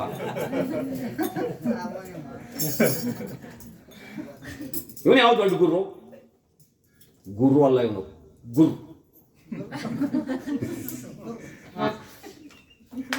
ಗುರು ಮೂಲ, ನದಿ ಮೂಲ. ನದಿ ಹರಿತಾ ಇರ್ತಾಳೆ, ಒಂದು ಕೊಳಕಾಗಿ ಹರಿತಾ ಇರ್ತಾಳೆ, ಒಂದು ಸ್ವಚ್ಛವಾಗಿ ಹರಿತಾ ಇರ್ತಾಳೆ, ಒಂದು ಹೊಲಸನ್ನಾಗಿರ್ತಾಳೆ. ಅಯ್ಯಯ್ಯೋ, ಈ ಗಂಗೆನ ನಾವು ಪೂಜೆ ಮಾಡಬೇಕೇ ಅಂತೀವಿ. ಗಂಗೆಗೆ ಭೇದವಿಲ್ಲ, ಗಂಗೆಗೆ ಶೀಲವಿಲ್ಲ, ಲಿಂಗಕ್ಕೆ ಭೇದವಿಲ್ಲ ಅಂತ ಶಿವ ಹೇಳಿದ್ದಾನೆ. ಸ್ತ್ರೀ ಮೂಲನೂ ಅಷ್ಟೇನೆ, ಕೆದಕಬಾರ್ದಂತೆ. ಕೆದಕದಷ್ಟು ಕೂಡ ಹಾನಿನೇ ಹೊರತು ಅದರಿಂದ ಒಳ್ಳೇದೇನು ಆಗಕ್ಕೆ ಸಾಧ್ಯವೇ ಇಲ್ಲ. ಲೆಕ್ಕ ಹಾಕೊಂಡು ಹೋಗುತ್ತಾ ಇದ್ರೆ ಕೆಟ್ಟದ್ದೇ ಆಗುತ್ತೆ. ದೈವ ಮೂಲನೂ ಅಷ್ಟೇನೆ. ಈಗ ನಮ್ಮ ಕೃಷ್ಣಪ್ಪನವರು ಅವಾಗಲೇ ಮಾತಾಡಿದ್ರು, ಎಷ್ಟು ಚೆನ್ನಾಗಿ ಮಾತಾಡಿದ್ರು. ದೇವರು ಇದ್ದಾನೋ ಇಲ್ಲೋ ಅದು ಗೊತ್ತಿಲ್ಲ, ನಾವಿದ್ದಾನೆ ಅಂತ ನಂಬಿದ್ದೀವಿ, ಅದೇ ಮುಖ್ಯ ಅಷ್ಟೇ. ನಂಬಿ ಕೆಟ್ಟವರಿಲ್ಲವೋ ರಂಗಯ್ಯನ, ನಂಬುದ್ರು ಯಾರೂ ಕೆಟ್ಟಲಿಲ್ಲ, ನಂಬಲಾದ ಎಷ್ಟೋ ಜನ ಭೂಗತವಾದರು. ಆ ನಂಬಿಕೆ ನಮಗಿದ್ರೆ ಸಾಕು. ಗೊಂಬೆಗೆ ಕೈ ಮುಗಿದರೂ ನಂಬಿಕೆ ಇರಬೇಕಯ್ಯ. ಒಂದು ಕಲ್ಲನ್ನು ಇಟ್ಕೊಂಡು ಪೂಜೆ ಮಾಡ್ತಾ ಇರಲಿ, ದೇವರಿದ್ದಾನೆ ಅಂತಕ್ಕಂಥ ನಂಬಿಕೆ ಇರಬೇಕು. ಒಂದು ಫೋಟೋ ಇಟ್ಕೊಂಡು ಪೂಜೆ ಮಾಡ್ತಾ ಇರಲಿ, ಒಂದು ವಿಗ್ರಹದ ಮುಂದೆ ನಿಂತ್ಕೊಳ್ಳಿ. ಕೆಲವರು ಪೂಜೆ ನೋಡಬೇಕು ಏನು ಚೆಂದಾಗಿ ಮಾಡ್ತಾರೆ ಅಂತ. ಹಣ್ಣು ಕಾಯಿಲನ್ನು ತಗೊಂಡೋಗಿ ಕವರ್ನೇ 500 ಕೈಗೆ ಎಷ್ಟು ಬಿಡ್ತಾರೆ. ಮಾಡ್ರಿ ಪೂಜೆಯ. ಸ್ವಾಮಿ ನಾನು ಎಂಥವನು ಅಂತ ನಿನಗೆ ಗೊತ್ತಿಲ್ವೇನೋ. ದೇವ್ರೇ ನಾನು ಮಾತ್ರ ಕೈ ಬಿಡಿ ಬಿಡಕಳಪ್ಪ. ಈ ಸರಿ ಏನಾದ ರೇಷ್ಮೆ ಬೆಳೆಯಲ್ಲಿ 1 ಲಕ್ಷ ಬಂದರೆ ನಿನಗೊಂದು 500 ಗ್ಯಾರಂಟಿ ಆಗ್ತೀನಿ ಕಣ. ನಾವು ಇತ್ತಾಗೆ ನೋಡ್ತಾ ಇರ್ತಾನೆ ಬಾಗ್ಲ ಕಡಿಕೆ. ಯಾಕೆ ಮನೆ ದಿನ ಹೊಸ ತಂದಿದ್ದೆ ಚಪ್ಪಲಿ ಯಾರು ಮೇಟ್ಕೊಂಡು ಹೋದ್ರು ಅಂತ. ಇದು ಭಕ್ತಿಯಲ್ಲ. ಆದರೆ ಆ ದೈವನನ್ನ ಹೋಲಿಸ್ಕೋಬೇಕಾದ್ರೆ ಎಲ್ಲದಕ್ಕಿಂತಲೂ ಮಿಗಿಲಾಗಿ ಭಕ್ತಿ. ಇಲ್ಲಿ ಮಹಾನುಭಾವನ ಆಗಿರ್ತಕ್ಕಂಥ ಬ್ರಾಹ್ಮಣೋತ್ತಮ ಕೈ ಮುಗಿದು ಕೇಳ್ಕೊತಾವನೆ, ಬೇಡಿ ಸ್ವಾಮಿ ಬೇಡಿ, ನನ್ನ ಮಾತನ್ನು ಕೇಳಿ ಅವನಿಗೂ ಪೂಜೆ ಮಾಡಿಬಿಡೋಣ, ಪೂಜೆಯನ್ನು ಸಮಾಪ್ತಿ ಮಾಡೋಣ. ಎಲ್ಲವೋ ಬ್ರಾಹ್ಮಣ, ನೀನವನಂತಹ ದೈವವೆಂದು ನಂಬಿರುವೆ. ಆದರೆ ಕನಸು ನನ್ನೆದುರಿಗೆ. ಒಂದು ವೇಳೆ ನೀನು ಕರೆಸ್ತಿಲ್ಲ ಅಂದ್ರೆ ಇದೋ ಈ ಖಡ್ಗದಿಂದ ನಿನ್ನ ಮಸ್ತಕವನ್ನ ಸೇರ್ಬಿಡ್ತೀನಿ. ಬ್ರಾಹ್ಮಣೋತ್ತಮನ ಕಣ್ಣಿಂದ ಕಣ್ಣೀರು ಹರಿತಾ ಇದೆ. ಶನಿರಾಜ, ನಿನ್ನ ಸ್ಮರಣೆ ಮಾಡಿ ನಿನ್ನನ್ನು ನಂಬಿದಂತ ಭಕ್ತರಿಗೆ ಗತಿ ತಂದ್ಬಿಟ್ಟಲಪ್ಪ. ನೀನೀಗ ಬಾರದೆ ಹೋದ್ರೆ ಈ ಸತ್ಯವತ ನನ್ನ ಪ್ರಾಣವನ್ನು ಉಳಿಸೋಲ್ಲ. ನನ್ನ ಪ್ರಾಣ ಉಳಿಯಬೇಕಾದ್ರೆ ನೀನು ಬರಲೇಬೇಕು ಸತ್ಯ. ಶರೀರ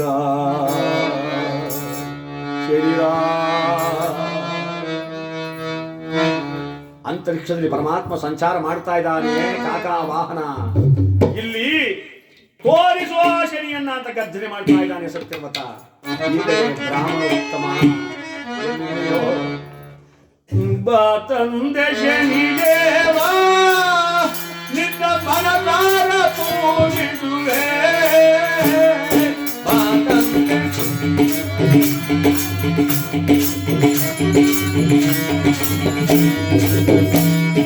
ತಂದೆಯು ನೀನೆಂದು ನಿನ್ನ ನಂಬಿ ಕರೆವೆದಾರೋ.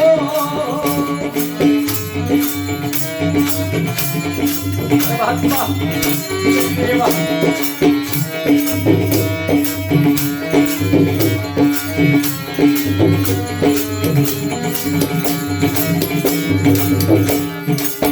ಹುಟ್ಟಿದ ಕೂಡಲೇ ತಂದೆಗೆ ಕಷ್ಟವ, ಹುಟ್ಟಿದ ಕೂಡಲೇ ತಂದೆಗೆ ಕಷ್ಟವ, ಮಗುನಿ ಕೊಟ್ಟೆನ ಯಾಕಪ್ಪ.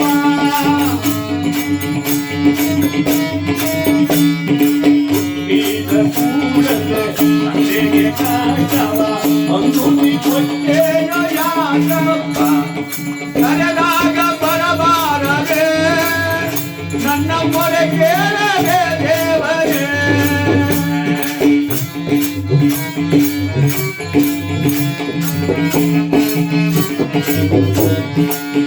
ನೀನು ಕರೆದಾಗ ಬರಬಾರದೆ ನಮ್ಮ ಮೊರೆ ಕೇಳದೆ ಸ್ವಾಮಿಯೇ.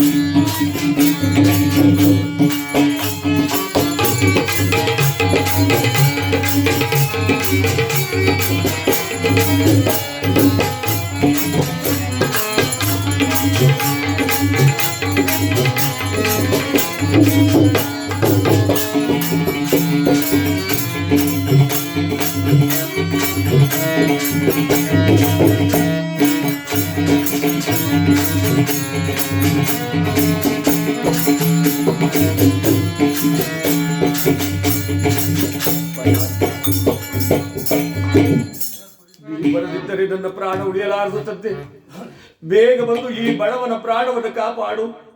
ಎಲ್ಲಿರುವೆ, ಎಲ್ಲಡಗಿರುವೆ, ಎಲ್ಲಿ ದೇವಸ್ಥಾನದಲ್ಲಿ ಕಲ್ಲಾಗಿರುವೆ ತಂದೆ. ಕಲ್ಲಿನ ದೇವರಿಗೆ ಹೃದಯವೆಲ್ಲಿದೆ, ಅವರ ಮನ ಕರಗುವುದಿಲ್ಲಿ. ಶನಿರಾಜ ಅಂತ ಪ್ರಾರ್ಥನೆ ಮಾಡ್ತಾ ಇದ್ದಾನೆ. ಗಹಗೈಸಿ ನಗುತ್ತ ಸತ್ಯವತ ತೋರಿಸುವ ಶನಿಯನ್ನ ಅಂತ ಗರ್ಜಿಸ್ತಾ ಇದ್ದಾನೆ. ಸತ್ಯವತನ ಗರ್ಜನೆಯ ಕೂಗೆ ಆ ಭಗವಂತನ ಕಿವಿ ಮುಟ್ಟಿಬಿಡ್ತು. ಬ್ರಾಹ್ಮಣೋತ್ತಮನ ಆ ಭಕ್ತಿ ಎಂಬ ಕೂಗೆ ಅವನ ಕಮಲಕ್ಕೆ ತಟ್ಟು ಬಿಡಿಸ್ತು. ಕಾಗೆ ಕಟ್ಟಿದ ತೇರಿನಲ್ಲಿ ಆಕಾಶ ಮಾರ್ಗದಲ್ಲಿ ಪರಮಾತ್ಮ ತಾನು ಬರ್ತಿದ್ದಂತೆ. ಗಗನ ಮಾರ್ಗದಲ್ಲಿ ಭಕ್ತ ಶನಿ ರಾಜ ಕೇಳಿದನಿ ಮಾತಾ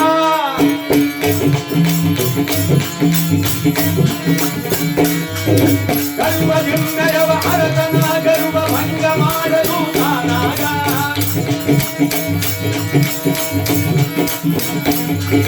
ಹರತನ ರಥವನ್ನು ಗೆಲುವೆಂಬುದಾಗನ ಬೇಗ ಬಂದ ತಿಳಿದೇವ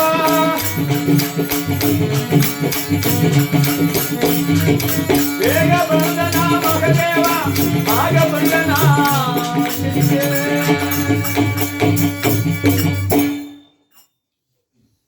ದಿಢೀರನೆ ರಥವನ್ನು ತಿರುಗಿಸಿದ ಕಾಳಿಂಗ ಪಟ್ಟಣದ ಕಡೆಗೆ. ರಥವೆಳಿತಂತೆ 1 ಕೋಟಿ ಸಿಡಿಲು ಹೊಡೆದರೆ ಎಷ್ಟು ಶಬ್ದವಾಗುತ್ತೋ ಅಷ್ಟು ಶಬ್ದವಾಯಿತು ಭೂಮಿಗೆ ರಥ ಬಂದಾಗ. ಸಾಮಾನ್ಯದವನೇ ಗಡ ಗಡ ಗಡ ಗಡ ಗಡ ಗಡ ಗಡ ನಡೀತಾ ಇದೆ ಭೂಮಿಯೆಲ್ಲ. ಮದೋನ್ಮತ್ತನಾಗಿ ಸಿಂಹಾಸನ ಮೇಲೆ ಕುಳಿತಿದ್ದ ಯಾವ ಸತ್ಯವ್ರತನ ಸಭೆಗೆ ನುಗ್ಗಿದ. ತನ್ನ ಎಡಗಾಲಿಂದ ಒಂದು ಸಾರಿ ಜಾರಿಸುವಂತೆ ನಿಂತು ಸತ್ಯವ್ರತ ಅಲ್ಲಿಂದಲೇ ತಲೆ ಕೆಳಗಾಗಿ ಉರುಳಿ ಉರುಳಿ ಕೆಳಗಡೆ ಬಿದ್ದ. ಕಿರೀಟವೇ ಒಂದು ಕಡೆ ಬಿದ್ದಿದೆ, ಮಹಾರಾಜನೇ ಒಂದು ಕಡೆ ಬಿದ್ದಿದ್ದಾನೆ. ಕಣ್ಣುಗಳಿಗೆ ಕೆಂಡದಂತೆ ಆ ಕಣ್ಣುಗಳು ಅಲ್ಲಿವೆ. ಪರಮಾತ್ಮನಿಗೆ ತನ್ನ ಕೆಂಜರಿನ ಕೆದರಿದ್ದಾನೆ. ಎಲ್ಲವೋ ಸತ್ಯವ್ರತ, ಇವನ್ಯಾರು, ಇವನ ಅಂಶವೆಂತಾದ್ದು ಎಂಬುದನ್ನು ಹರಿಯದೆ ಪಾಪಿಯಾದ ನೀನು ನನ್ನನ್ನು ಜರದೆಯ. ನೋಡು ನೋಡು ನಾನು ಯಾರೆಂದು ನಿನಗೆ ಮುಂದೆ ಗೊತ್ತಾಗುತ್ತೆ ಎಂದು ಗರ್ಜಿಸಿ ನಿಂತಿದ್ದಾನಂತೆ. ಮಹಾರಾಜ ಎಷ್ಟೋ ಹೊತ್ತಿನ ಮೇಲೆ ಹಿಂಗೆ ಕಣ್ಮುಚ್ಚಿದ್ದ. ಅವನುವೆ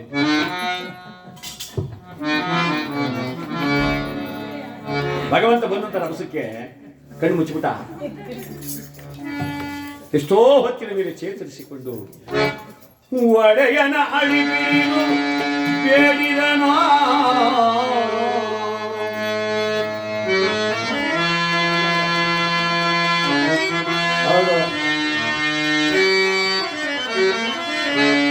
ಕರುಣದ ತೋರಯ್ಯ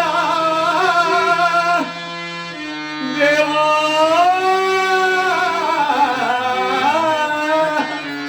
ಶನಿದೇವಾ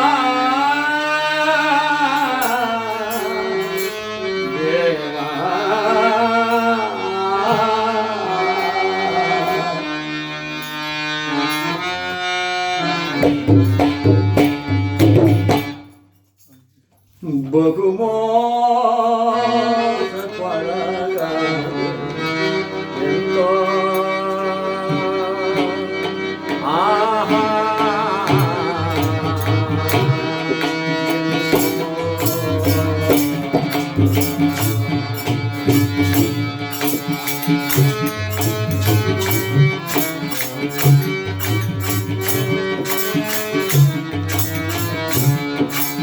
ಮಾಯಾ ಸುರಶನಿ ದೇವ ಮಾಯಾ ತಿಳಿಯದೆ ಹೋದೆ ದೇವಾ.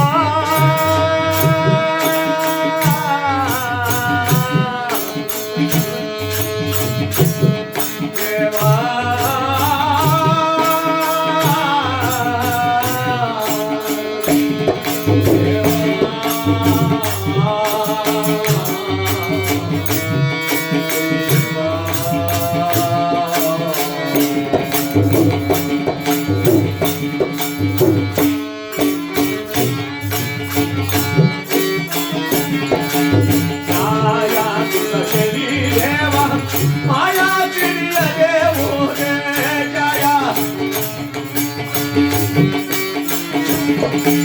ಕರುಣಿ ಪರಮಾತ್ಮ ಕರುಣಿ ಪರಮಾತ್ಮ ಕರುಣಾಕರ ದೇವ ಪಗುಮೋದ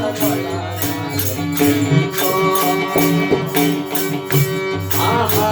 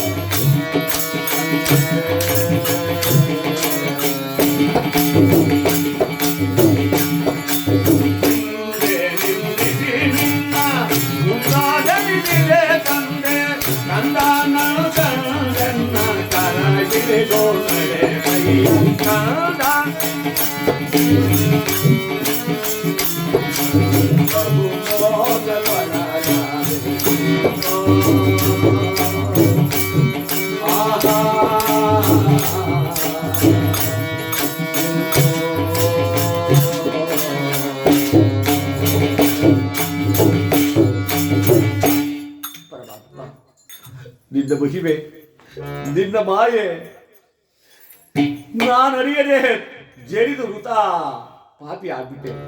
ನನ್ನ ಸರ್ವ ಅಪರಾಧವನ್ನು ಮನ್ನಿಸು, ಕಾಪಾಡು, ಪುತ್ರ ವಾತ್ಸಲ್ಯದಿಂದ ಕಾಪಾಡು. ಒಂದು ವೃಕ್ಷದಲ್ಲಿ ಒಂದು ಭಾಗ ವಿಷವಾದರೆ ಆ ವೃಕ್ಷವನ್ನು ಛೇದಿಸುವುದು ಯಾವ ಧರ್ಮ? ಸುತರು ಪಿತನ ದೂರುವರಯ್ಯ ಪರಮಾತ್ಮ,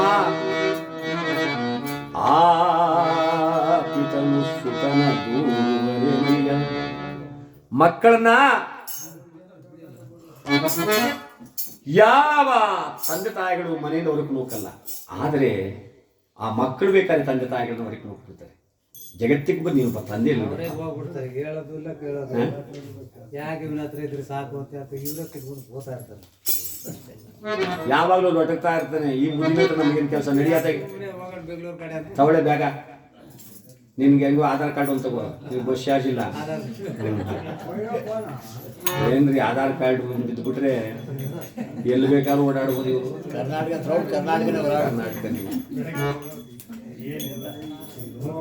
ಎಷ್ಟೋ ಬಸ್ಗಳು ಬರ್ತವೆ, ಏನೆಲ್ಲ ಮೂರು ಕಡೆನೂ ಮಾಡ್ಬಿಟ್ಟಾರೆ. ಬರೀ ಹೆಂಗ್ಸಿ ಆದ್ರೆ ಬುರ್ರ ಅಂತ ಮಟ್ಟ ಹೋಯ್ತಾನೆ. ಇವ್ರು ಬರೀ ಟಿಕೆಟ್ ತೆಗಿಯೋದೇ ಕೆಲಸ. ಪಾಪ ಅವ್ನು ನೋಡು ನಮಗೂ ಒಟ್ಟು ಇರ್ತದೆ. ಪರ್ರ ಅರ್ದು ಕೊಡ್ತಾನೆ ಇರಬೇಕು. ಕೈ ಮಾತ್ರ ಹಿಂಗೆ ಅನ್ನಂಗೆ ಇಲ್ಲ, ಅವನು ಹಿಂಗೆ ಹರ್ಕೊಡ್ತಾರೆ ಕೆಲಸ ಅವನು. ಆದರೆ ಹೀಗಿರುವಾಗ ಭಗವಂತ